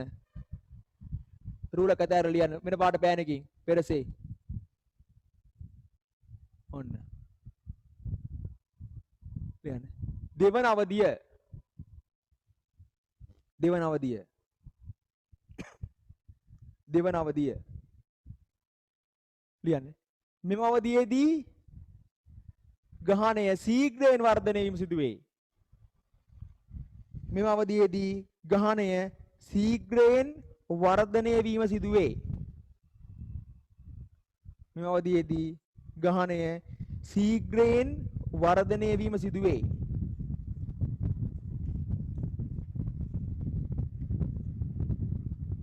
මෙම අවධියේදී ගහණය ශීඝ්‍රයෙන් වර්ධනය වීම සිදු වේ. හරි. රූල කතාර ලියන්න. ඊට හේතුව වන්නේ හරිනේ. ලිව්ව නේද? මේ අවධියේදී ගහණය ශීඝ්‍රයෙන් වර්ධනය වීම සිදු වේ. හරි. රූල කතාර ලියන්න. මෙයට හේතුව වන්නේ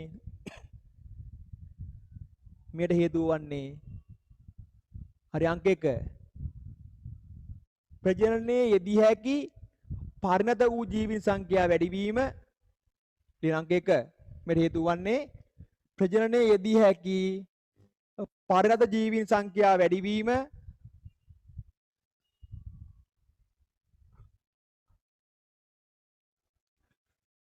ප්‍රජනනයේදී හැකි පරජීවීන් සංඛ්‍යාව වැඩිවීම.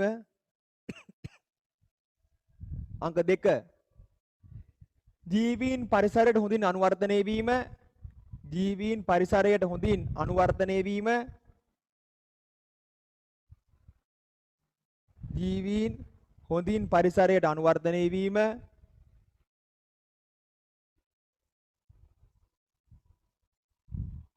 ජීවීන් හොඳින් පරිසරයට අනුවර්තනය වීම. අංක 3 පරිසර තත්වය හිතකර වීම හා ආහාර සුලභ වීම. ගොඩක් ආහාර වැඩි වෙනවා ලියන්න. අංක 3 පරිසර තත්වය හිතකර වීම හා ආහාර සුලභ වීම.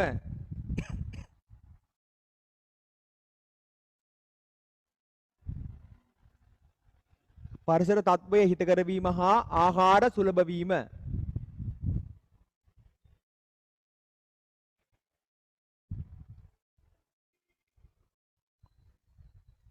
හරිනේ. එහෙනම් දෙවන අවධියේදී මොකද්ද වෙන්නේ පුතේ? හරි. ගහණය ශීඝ්‍රයෙන් වර්ධනය වෙනවා. ඒකට හේතුව ජීවීන් පරත ජීවීන් සංඛ්‍යාව ප්‍රජනනය කරන්න පුළුවන් පරත ජීවීන් සංඛ්‍යාව වැඩි වෙනවා. ජීවීන් පරිසරයට අනුවර්තනය වෙනවා. පරිසරයේ සාධක හිතකර වෙලා ආහාර සුලභ වෙනවා. ওই විභාගයට අහන ඕ ටික හොඳේ. ඔන්න. දැන් මෙහාට අවධානය ගන්න. ඔන්න. හරිද? දැන් පුතේ දෙවෙනි අවධිය මොකද්ද? අන්න වර්ධනය ශීඝ්‍රයෙන් සිදුවන අවධිය. හරි. ඇයි පුතේ දෙවන අවධියේදී වර්ධනය ශීඝ්‍රයෙන් සිදු වෙන්නේ? උපත් අනුපාතයට වඩා මරණ අනුපාතය වැඩි වීම කියන උත්තරේ සංජය හරි යනවා. මම කියන උත්තර තුන ඔයාගේ උත්තරේ තියෙනවා. ඒක නිසා මම කියන උත්තර තුන තමයි ලියන්න ඕන. සංජය. හරි. මම අවධානය ගන්න. පුතේ මේ බල දෙවන අවධියේදී මොකද්ද වෙන්නේ? දෙවන අවධියේදී වෙන්නේ වර්ධනය ශීඝ්‍රයෙන් වෙනවා. ඇයි එහෙම වෙන්නේ? අන්න දැන් කාලයත් එක්ක පරිසරයට අනුවර්තන වෙන ඔටුව ටික. ඔටුව දන්නව අර පැත්තට යන්න බෑ ගල් ගුහාව කොටිය ඉන්නේ මේ පැත්තේ. ආයෙන ඒ යන්න හොඳ නැහැ. ළමයිට යන්න දෙන්නෙත් නැහැ. ඔටුව දන්නව මේ හරිය තමයි ආහාර තියෙන්නේ. ආයෙතන එනේ දන්නව. දැන් ඒ ටික කාලයක් ගිහිලා අනුවර්තන වෙලානේ. අර හරිය තමයි වතුර තියෙන්නේ. අනේ නම් ඊළඟ අවුරුදු 4 පුතේ ශීඝ්‍රව ඔටුවන් සංඛ්‍යාව වැඩි වෙන්න හේතුව ඔටුවන් මේ යාල පරිසරයට අනුවර්තනය වෙනවා. ඔව්. එහෙනම් ශීඝ්‍රව වර්ධනය වෙන හේතුව මොකද්ද? ජීවීන් පරිසරයට අනුවර්තනය වීම. දෙවෙනි එක ප්‍රජනනය කරන්න පුළුවන් පරණත වූ ජීවීන් සංඛ්‍යාව වැඩි වෙනවා. මෙන්න දැන් හිටියේ දෙන්නයි. ගෙනාවුන් දෙන විතර. නමුත් මේ හරිය වගේ කෙනෙකුට 40ක් 30ක් ඉන්නවා. අන්න ප්‍රජනනය කරන්න පුළුවන් පරත ජීවීන් සංඛ්‍යාව වැඩි වෙනවා. ජීවීන් පරිසරයට මිනුරි ඔෆ් කරගන්නව මයික් එක.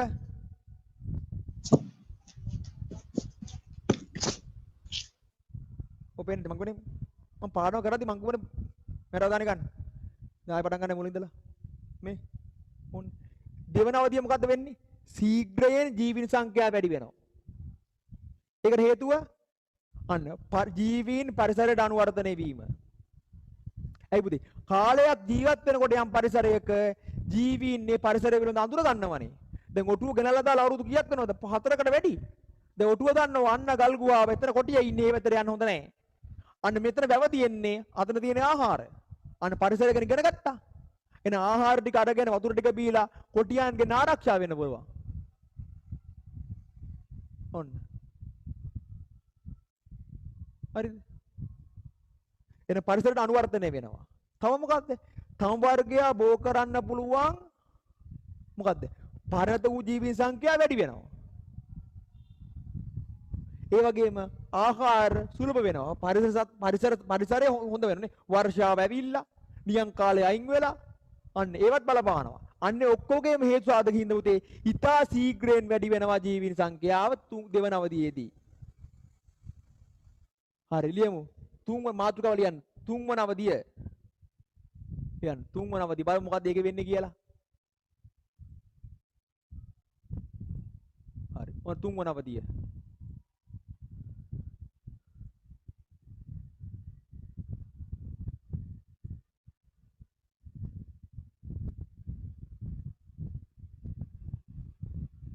ඔන්න ගහන වර්ධන වේගය සෙමින් සිදුවේ. ලියන්න. තුන්වන අවධිය වෙන පාර බෑනේ. තුන්වන අවධිය ලියන්න. ගහනේ වර්ධන වේගය සෙමින් සිදුවේ.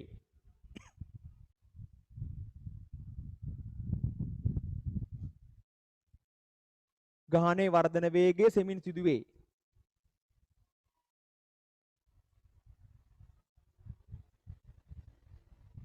ගහනේ වර්ධන වේගය සෙමින් සිදුවේ.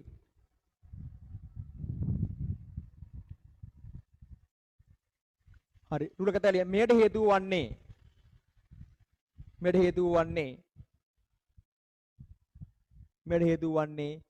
ලියන අංක 1 ඔය තියෙන්නේ නේ. ජීවීන් අතර සම්පත් සඳහා තරංගය වැඩිවීම ලියන්න. මෙයට හේතු වන්නේ ජීවීන් අතර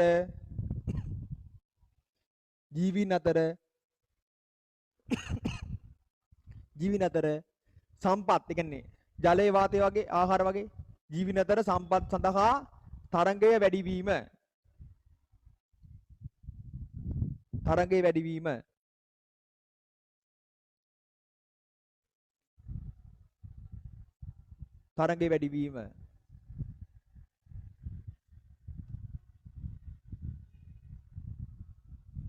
හරිද?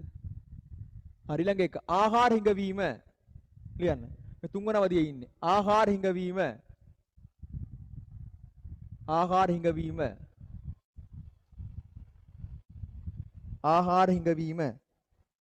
ඊළඟ එක ලෙඩ රෝග පැතිරී යාම. ආහාර හිඟවීම ලෙඩ රෝග පැතිරී යාම.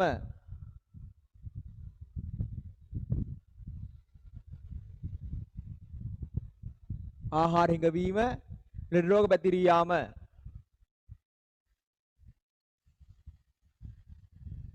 හරිනේ. නැත්නම් ජීවන අතර තරංගයේ වැඩිවීම, ආහාර හිඟවීම, ලෙඩ රෝග පැතිරී යාම ලියන්න. විලෝපිකීන්ගේ බලපෑම. ඊළඟ පරපෝෂිතයින්ගේ බලපෑම. ඔක්කොම ලියා ගන්න තෝරන්නම්. ලියන්නකෝ. එහෙනම් තුන්වන අවධිය මොකද්ද පුතේ? ඔක්කොම ලියා ගන්න.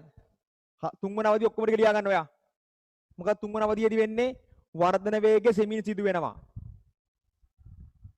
ඔව් වර්ධන වේගය සෙමින් සිදු වෙනවා. ඒකට හේතුව මොකද්ද?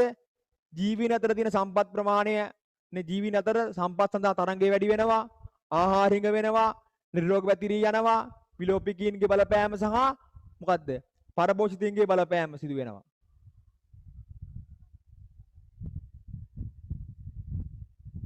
ඔන්න. ලියා ගන්න හේතු ටික ලියා ගන්න. ඔක්කොම ලියා ගන්න හේතු ටික.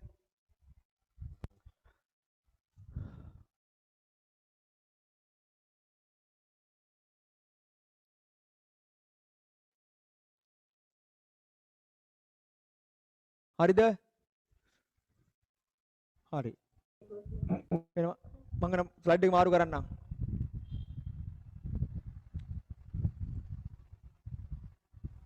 මොකද? හරි.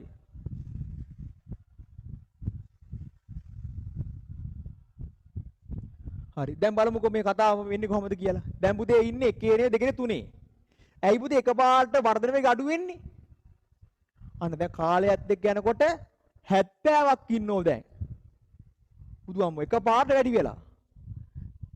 අන්න දැන් ඔටුවොන්ට පුතේ ආහාර හිඟයක් එනවා. ඇයි? හිටියේ දෙයියනේ 5 දෙනයි. අවුරුදු 4කදී 70ට වැඩි වුණා. දැන් ඔටුව කියලා ගන්නවා. ඕගා මගේ. මොන බලන්න. ඕ තනකොළ ගා මගේ. ඕ වතුර ටික මගේ. අන්න එහෙනම් සම්පත් අඳ එහෙනම් ආහාර ජලයට නිවාසවලට තවත් සහකාරියොන්ට සහකරුවොන්ට තරගයක් ඇති වෙනවා. ඒ කට්ටිය තර ෆයිට් කරගන්නවා. මොකද සීමී සම්පත් සඳහා ජීවින අතර තරගයක් ඇති වෙනවා. ඒකේ ඒ තරගයේ ප්‍රතිඵලයක් විදිහට ඒ කට්ටිය එන කොටා ගන්නවා. එක එක එන කොටාගෙන උන් මැරෙනවා. ඇයි? අසීමිතව පුතේ එකපාරට වැඩි වුණා ඔටුව සංඛ්‍යාව. දැන් ඔටුව ගොඩාරියක් වැඩි. හැබැයි ඔටුව වැඩුණා කියලා එකපාරට වන උද්‍යානයේ ආහාර වැඩි වෙන්නේ නැහනේ. ඔටුව විතරක් නෙමෙයි තනකොළ කන්න ඉන්න. තව ගොඩක් කට්ටිය ඉන්නවනේ. ඒත් ඒ තනකොළ වලට ඔටුවොත් ෆයිට් කරනවා, මුවොත් ෆයිට් කරනවා, හරකුත් ෆයිට් කරන හැම එකම ෆයිට් කරනවා. අනේ ආහාර හිඟයක් බලපාලා ඔටුවෝ මැරෙන්න පටන් ගන්නවා ටික ටික. අන විලෝපිකගේ බලපෑම කවුද? කොටියත් බැලුවා ඒක කො එකපාරට මෙන්න ඔටුවෙක් ඇවිල්ලා. මුවෙක් කල්නට වඩා ලේසි ඔටුව අල්ලන එක. අන කොටිය එකපාරට ටාගට් කරනවා. මොකද්ද? මුව මරණ එක නෙවෙයි ඔටුව මරන්න ඕන කියලා. අන විලෝපිකගේ බලපෑම. හරිද? sorry. විලෝපිකගේ බලපෑම ආහාර නේ ආහාර ජලය වාසස්ථාන සඳහා ඔටුව අතර තරංගයක් ඇතිවීම එන ජීවීන් අතර සීමි සම්පත් සඳහා තරංගයක් ඇතිවීම විලෝපිකගේ බලපෑම පරභෝෂිතගේ බලපෑම නිසා මෙන්න මේ ඉතුරු අවුරුදු 4 පුතේ වැඩි වෙනවා ජීවීන්. හැබැයි මේ තරම් වැඩි වෙන්නේ නැහැ. වර්ධන වේගය අඩු වෙනවා. ඇයි පුතේ තුන්වන අවධියේදී වර්ධන වේගය අඩු වෙන්නේ? මෙන්න අර සීමි සම්පත් සඳහා ජීවීන් අතර තරංගයක් නිර්මාණය වීම විලෝපිකයන්ගේ සහ පරභෝෂිතයන්ගේ බලපෑම වැඩි වීම.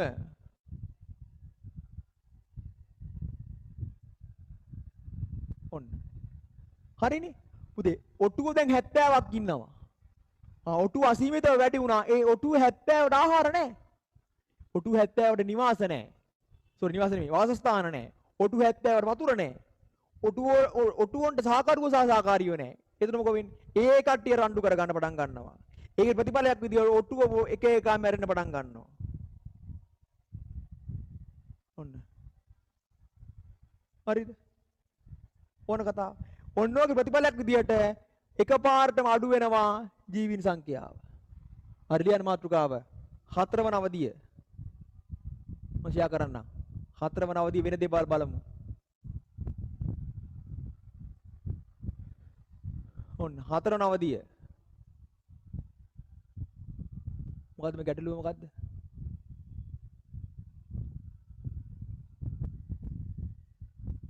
හරි මට විනාඩියක් දෙන්න.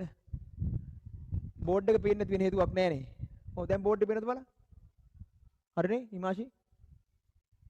හරි දැන් බලන්න. ඔන්න 4 වෙනි අවධියට ගියා.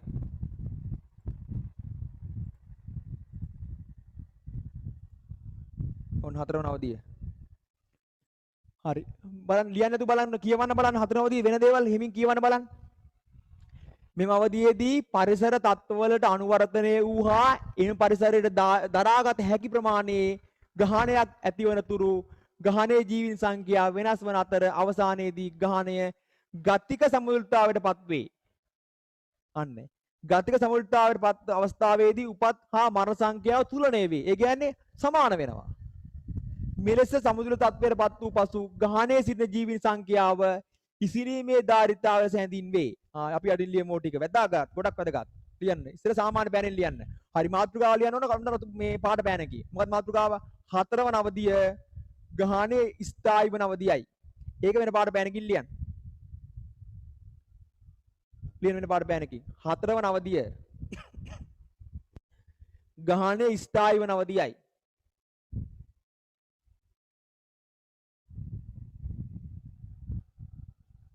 ගහණයේ ස්ථායි වන අවධියයි.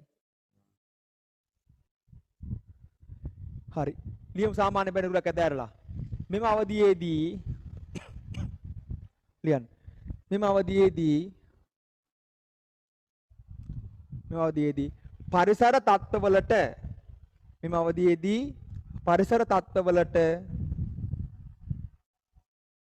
තත්ත්වවලට අනුවර්තනය වූ මෙම අවධියේදී පරිසර තත්ත්වවලට අනුවර්තනය වූ හා මෙම අවධියේදී පරිසර තත්ත්වවලට අනුවර්තනය වූ හා එම පරිසරයට දරාගත හැකි ඔක ලියන්න. එම පරිසරයට දරාගත හැකි ප්‍රමාණයේ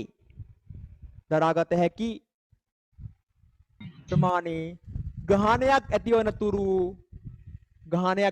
තුරු ගහණයේ ජීවීන්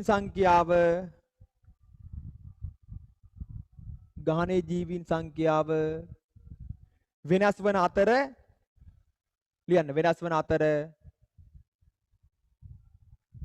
වන අතර අවසානයේදී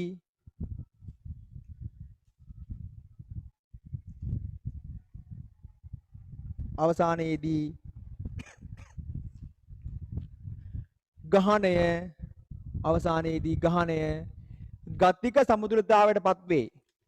අවසානයේදී ගහණය ගතික සමතුලිතතාවයටපත් වේ. ගතික සමතුලිතතාවයටපත් වේ.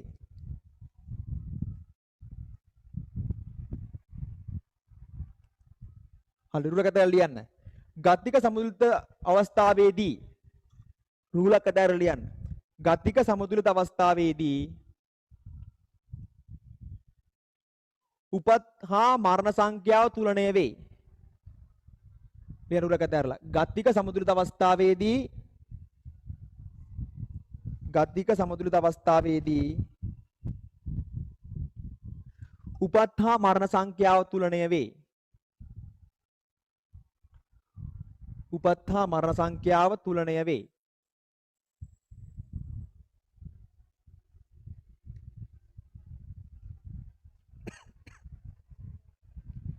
තුලණය වේ. හරි වෙන පාට පෑන කියලා රුලක් ඇතෑරලා. වෙන පාට පෑන කිල්ලයන් රුලක් ඇතෑරලා. මෙලෙස සමතුලිත තත්වයටපත් වූ පසු වෙන පාට පෑන කිල්ලයන්. මෙලෙස සමතුලිත තත්වයටපත් වූ පසු ගහණයේ සිටින ජීවීන් සංඛ්‍යාව වෙන පාට පෑන කිල්ලයන්. මෙලෙස සමතුලිත තත්වයටපත් වූ පසු ගහණයේ සිටින ජීවීන් සංඛ්‍යාව ගහණයේ සිටින ජීවීන් සංඛ්‍යාව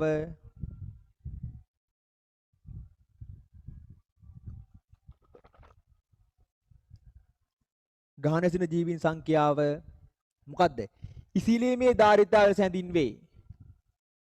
මෙලෙස සමුද්‍ර තත්වයටපත් වූ පසු ගහණයේ සිටින ජීවීන් සංඛ්‍යාව ඉසිලීමේ ධාරිතාවය ලෙස හැඳින් වේ.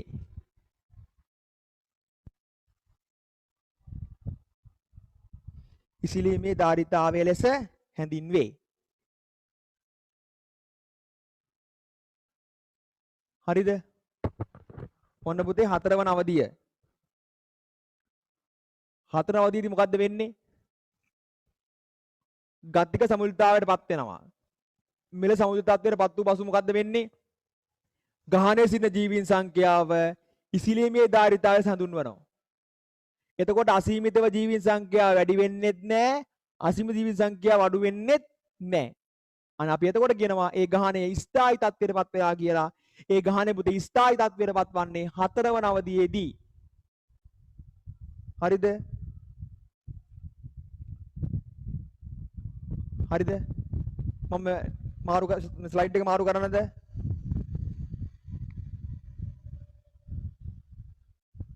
හරිනේ? ලියලා ඉවරයි නේද?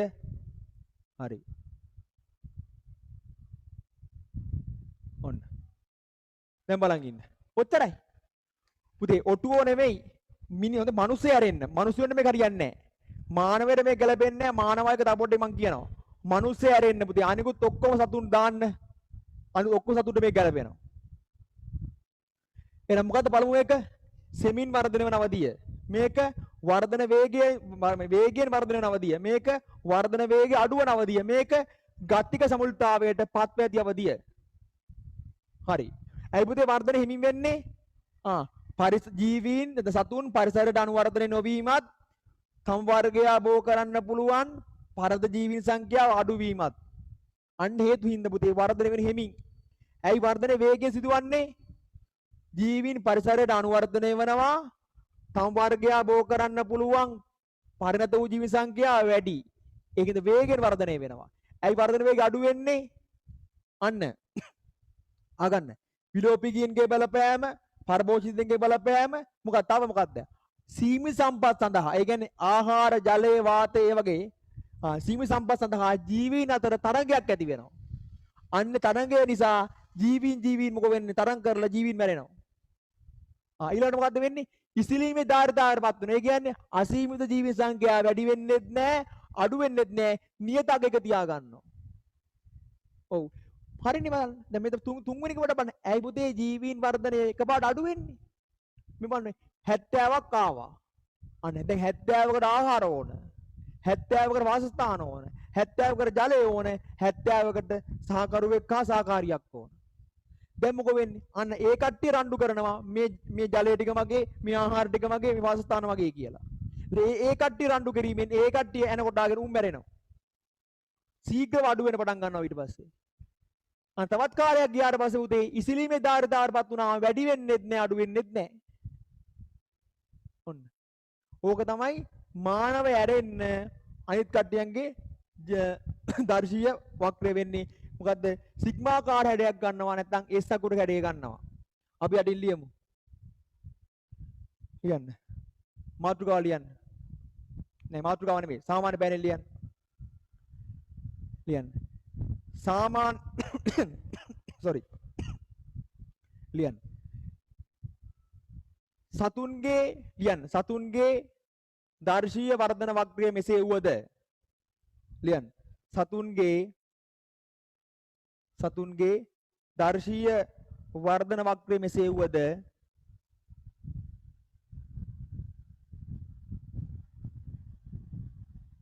සතුන්ගේ දර්ශීය වර්ධන වක්‍රය මෙසේ වුවද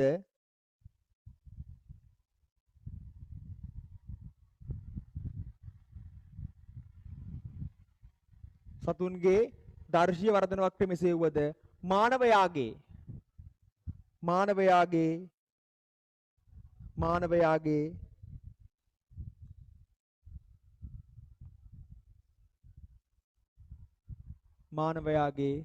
වර්ධන වක්‍රය මීට වඩා වෙනස් වේ. මානවයාගේ වර්ධන වක්‍රය මීට වඩා වෙනස් වේ. සතුන්ගේ වර්ධන වක්‍රය මෙසේ වුවද මානවයාගේ වර්ධන වක්‍රය මීට වඩා වෙනස් වේ. හරි. මොකක්ද ජලිදෝ? සර් කොච්චර ඉඩ තියන්න ඕනේ කියලා කියන මම දන්නේ කොහොමද? ඔයාලා කට්ටුනේ කොතෙම වෙන්නේ නැහැ. මානවයාගේ මීට වඩා වෙනස්. පුතේ මානවයාගේ අකුර J යටින් ලියන්න. මිනිසාගේ වර්ධන වක්‍රයේ ලියන්න. මිනිසාගේ වර්ධන වක්‍රයේ හැඩය යටින් ලියන්න. මිනිසාගේ වර්ධන වක්‍රයේ හැඩය J අකුරක හැඩය ගනි. මිනිසාගේ වර්ධන වක්‍රයේ හැඩය J අකුරක හැඩය ගනි.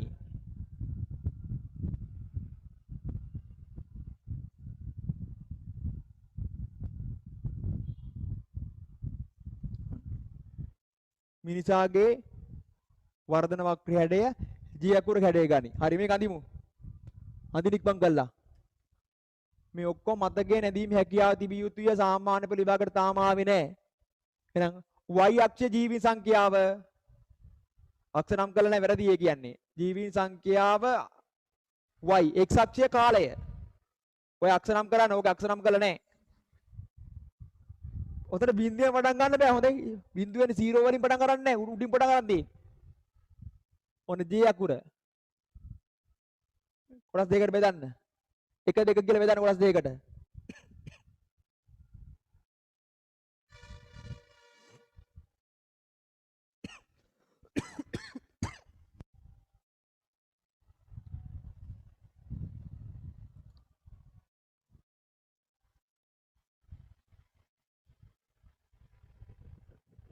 හරිද බලන්න ඒක?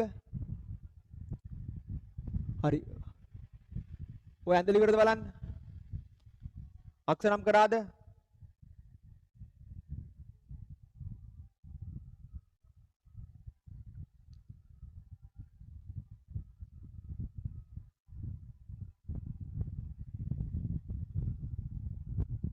හරිනේ? හරිද? හරි මේක අවදි කීයක් තියෙනවද? 2යි. හරි මම පැහැදිලි කරන්නද එහෙනම්?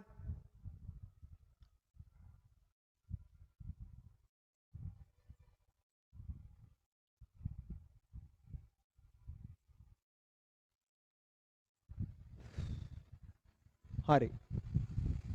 එහෙනම් බලාගෙන ඉන්න. ඔන්න බලන්න කොක දිහා පොඩ්ඩක්. ඔදියෙන්. එනම් මානව ගහණය තවදුරටත් ශීඝ්‍රයෙන් වර්ධනය වන අවධියක් පවතී. මෙම ශීඝ්‍ර වර්ධනයට බලපාන ප්‍රධාන කරුණු දෙකකි. අපි අදින් ලියමු. ලියන්න. ලියන්න. ලියන්න. මෙලෙස ලියන්න.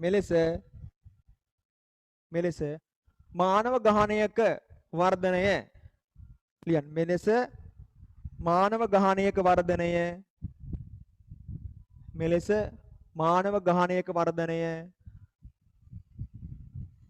මානව ගහණයක වර්ධනය ශීඝ්‍රයෙන් සිදුවීමට මෙලෙස මානව ගහණයක වර්ධනය ශීඝ්‍රයෙන් සිදුවීමට බලපාන ප්‍රධාන කරුණු දෙකකි. මෙලෙස මානව ගහණයක වර්ධනය ශීඝ්‍රයෙන් සිදුවීමට බලපාන ප්‍රධාන කරුණු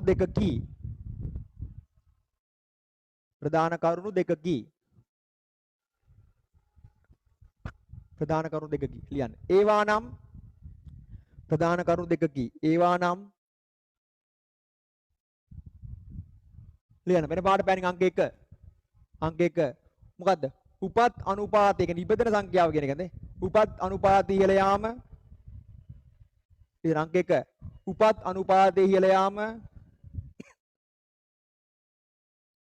අනුපාතය ඉහළ යාම.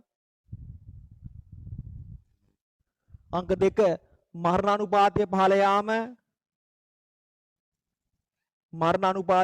යාම. ඔන්න. හරිද බලන්න. උදේ මේ විදියට දැන් බලන්නකෝ අර ගතික සමුල්තාවයටපත් වෙන්නේ නැහැ. ශීඝ්‍ර වැඩි වෙලා තියෙනවා. ඒ ශීඝ්‍ර වැඩි වෙන්න හේතුව තමයි මොකද්ද? උපත් අනුපාතය ඉහළ යාමත් මරණ අනුපාතය පහළ යාමත්. හරි සාමාන්‍ය බැනින් ලියන්න. මෙලෙස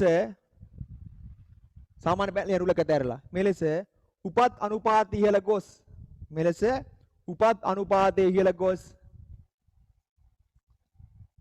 උපත් අනුපාතය ඉහළ ගොස් මරණ අනුපාතය පහළ යාමට හේතුව වන්නේ මෙලෙස උපත් අනුපාතය ඉහළ ගොස් මරණ අනුපාතය පහළ යාමට හේතුව වන්නේ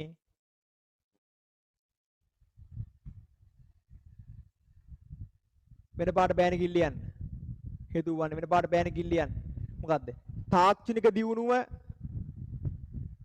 තාක්ෂණික දියුණුව ලියන්න. වෛද්‍ය ශාස්ත්‍රයේ දියුණුව ඔය තියෙන බෝඩ් එකේ මේ ස්ලයිඩ් එකේ තියෙන්නේ. තාක්ෂණික දියුණුව වෛද්‍ය ශාස්ත්‍රයේ දියුණුව ආහාර නිෂ්පාදනය ඉහළ යාමය.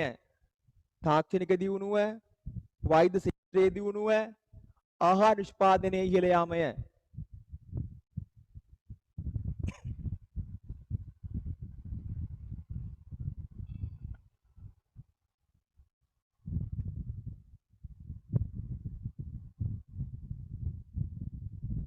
හරිනේ. එහෙනම් උපත් අනුපාතය ඉහළ ගිහිල්ලා මරණ අනුපාතය අඩු වෙන හින්දා මානව ගහන වර්ධන වක්‍රයක් පුතේ ශීඝ්‍ර වැඩි වෙනවා. පුතේ උපත් අනුපාතය ඉහළ ගිහිල්ලා මරණ අනුපාතය පහළ යන හේතුව තමයි තාක්ෂණයේ දියුණුව, වෛද්‍ය ශාස්ත්‍රයේ දියුණුව, ආහාර නිෂ්පාදනය ඉහළ යාම. හරි මේ බලන් ඉන්න. ඔන්න. ඇයි පුතේ මෙහෙම වෙන්නේ? මතක තියාගන්න මානව ගහන වර්ධන වක්‍රයක් කවදාවත් ඉසිලීමේ ධාරිතාවටපත් වෙන්නේ නැහැ. ඇයි ඒ? අපිට විලෝපී කියව නැහැනේ. අපි මරාගෙන කන්න කට්ටි කවුරුකුත් නැහැ. අන වෛද්‍ය විද්‍යාවේ දියුණුව හින්දා ලෙඩක් හැදුනත් බේතක් හොයාගන්න. දැන් කොරෝනාට කොහොමද බේතක් හොයාගන්නේ? ඒ වගේ. එහෙනම් මැරෙන ප්‍රමාණයට වඩා ඉපදෙන ප්‍රමාණය වැඩි. තාක්ෂණයේ දියුණුව හින්දා ඕන තරම් ආහාර තියෙනවා. දැන් ආහාර තියෙනවා. අපේ ජීවිත ආරක්ෂා වෙලා තියෙනවා. එහෙනම් තාක්ෂණයේ දියුණුවක් තියෙනවා. දැන් ඉස්සර අපිට ගමනක් ගන්න ගියාම පයින් යන්නේ. එතකොට කකුල් අමාරු හැදෙන්න පුළුවන්. දැන් වාහන තියෙනවා. අන්න තාක්ෂණයේ දියුණුව වැඩි. සංනිවේදනයේ දියුණුව තියෙනවා. විදුලි බලය තියෙනවා. එතකොට අපේ ජීවිතේ මොකක් කළාද? පහසු වෙලා තියෙනවා. නේ කම්ෆර්ටබල්. නැත්නම් සැපවත් වෙලා තියෙන ජීවිතය. තාක්ෂණයේ දියුණුව. ඊළඟට වෛද්‍ය ශාස්ත්‍රයේ දියුණුව හින්දා ලෙඩ වලට බෙහෙත් තියෙනවා. මැරෙන්නේ නැහැ සාමාන්‍යයෙන්. ඊළඟට මොකද්ද? කුෂිකර්මාන්තයේ දියුණුව හින්දා ඕන තරම් ආහාර තියෙනවා. එහෙනම් ආහාර වැඩි වෙනවා. සෞඛ්‍ය ශාස්ත්‍රයේ දියුණුව නිසා තාක්ෂණය දියුණුව නිසා පුතේ අපේ ජීවිත සුරක්ෂිත වෙලා තියෙනවා. ඒ හින්දා ශීඝ්‍රයෙන් මොකෝ වෙන්නේ? අනුජීවීන් සංඛ්‍යාව වැඩි වෙනවා. ඔන්න. මෙන්න මේ වීඩියෝ එක බලන්නකෝ යා. මේ ස්ලයිඩ් එක මේක බලන්න පොඩ්ඩක්. ඔන්න ඕක බලන්න. මොකද වැදගත් කතාවක් තියෙනවා.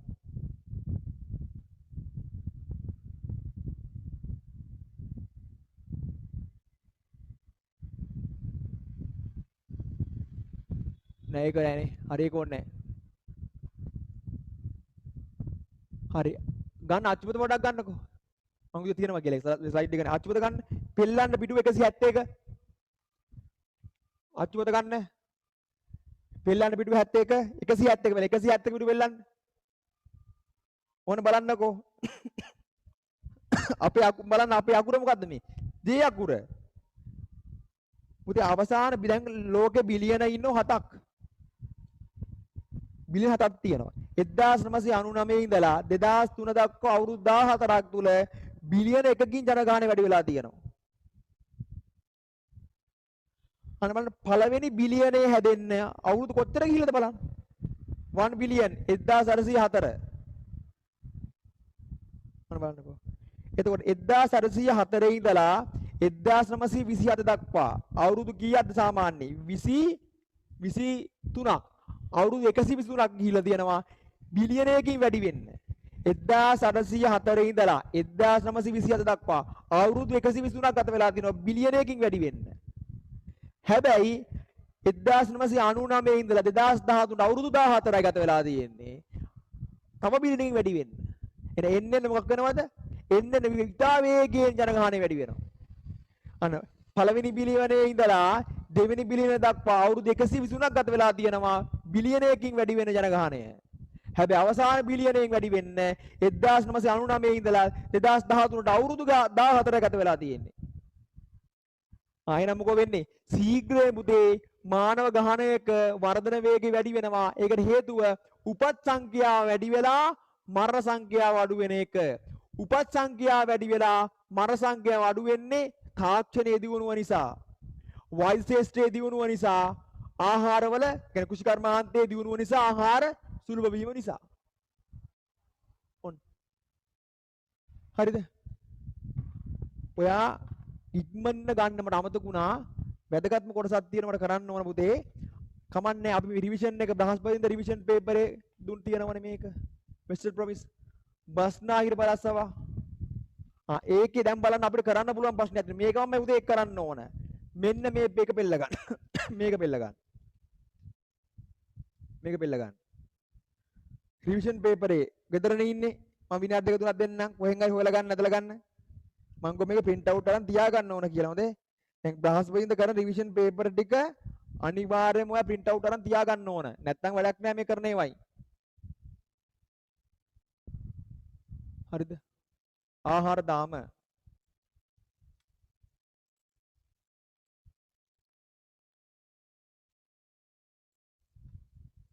ආහාර දාම. ලියන්න.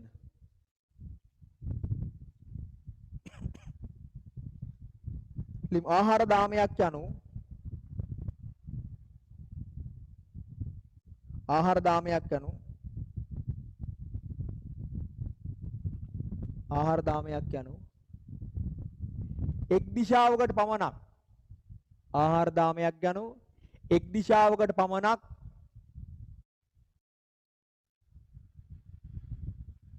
ආහාර දාමයක් යනු එක් දිශාවකට පමණක්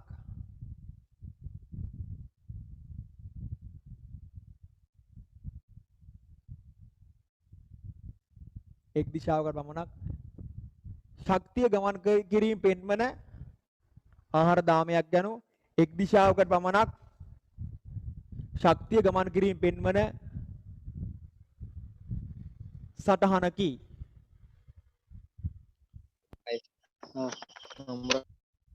ආහාර දාමයක් යනු එක් දිශාවකට පමණක් ශක්තිය ගමන් කිරීම පෙන්වන සටහනකි.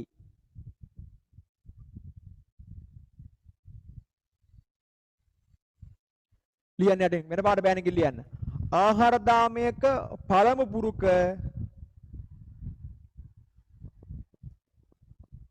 ලියන්න. ආහාර දාමයක පළමු පුරුක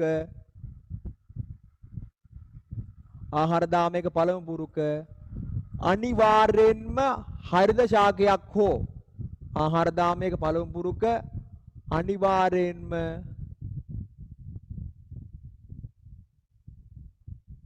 හරිත ශාකයක් හෝ ශාකමය ද්‍රව්‍යයක් විය යුතුය.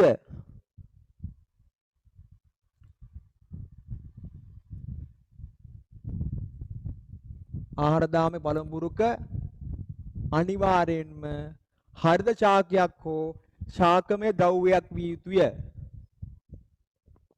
මෙන්න කැරට් හාවා නරියා පුතේ මේක ආහාර දාමයක්. මට කියන්නේ මේක නයා උකුස්සා පිඹුරා මේ නිල් පාට ඉල දින ආහාර දාමයක්ද නෑ. පුතේ ආහාර දාමයක් නම් අනිවාර්යෙන් පටන් ගන්න ඕන එක්ක ශාකයකින් නැත්නම් ශාකම දව්වයකින්. මේක හරිද බලන්න. වී කුරුල්ලා හරිද? හරි. එන ආරම්භය එක්ක ශාකයක් වෙන්න ඕන නැත්නම් ශාකම ද්‍රව්‍යයක් වෙන්න ඕන. එක උදාහරණයක් ලියා ගන්න. ලියන්න. ඔක ලියා ගන්න. එනේ.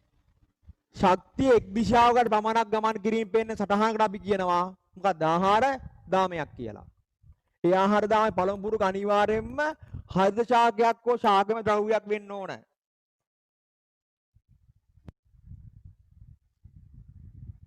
හරි. මාතෘකාව ලියන්න ආහාර ජාල.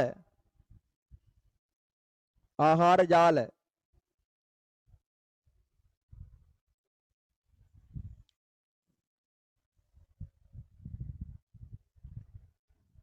ආහාර ජාල. ලියන්න. ජීවීන් අතර ලියන්න. ජීවීන් අතර එක් එක් දිශාවන් වලට ජීවීන් අතර එක් එක් දිශාවන් වලට ජීවීන් අතර එක් එක් දිශාවන් වලට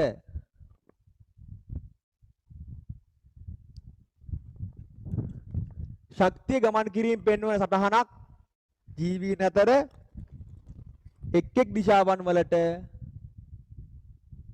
ජීවීන් අතර එක් එක් දිශාවන් වලට ශක්තිය ගමන් කිරීම පෙන්වන සටහනක් ශක්තිය ගමන් කිරීම පෙන්වන සටහනක් ආහාර ජාලයක් ලෙස හැඳින්වේ.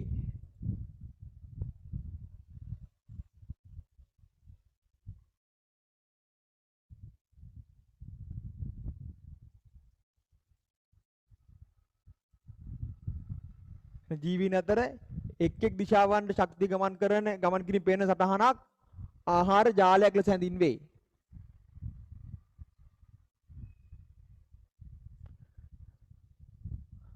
හරි එච්චර කරේ නෑ නෙත් මි හොඳේ පොඩ්ඩයි කරේ. ඔන්න. පුතේ ඕමන් වර ෂෙයා කරලා තියෙන්නේ ආහාර ජාලයක්. ආහාර ජාලයක් ෂෙයා කරලා තියෙන්නේ. එහෙනම් ඕක 6 වසරනේ ආහාර දාම එකතු වෙලා හැදෙන්නේ මොකද්ද? ආහාර ජාල හැදෙනවා. යටින් ලියන්න. ආහාර දාම රාශියක් එකට එකතු වීමෙන් ලියන්න. ආහාර දාම රාශියක් ලියන්න. ආහාර දාම රාශියක් එකට එකතු වීමෙන්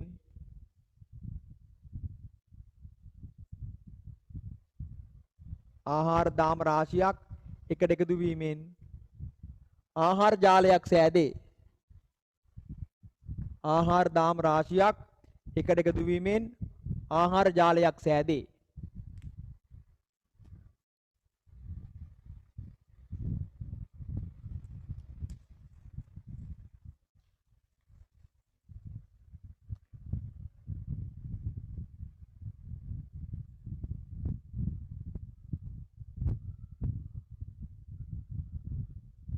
ඔන්න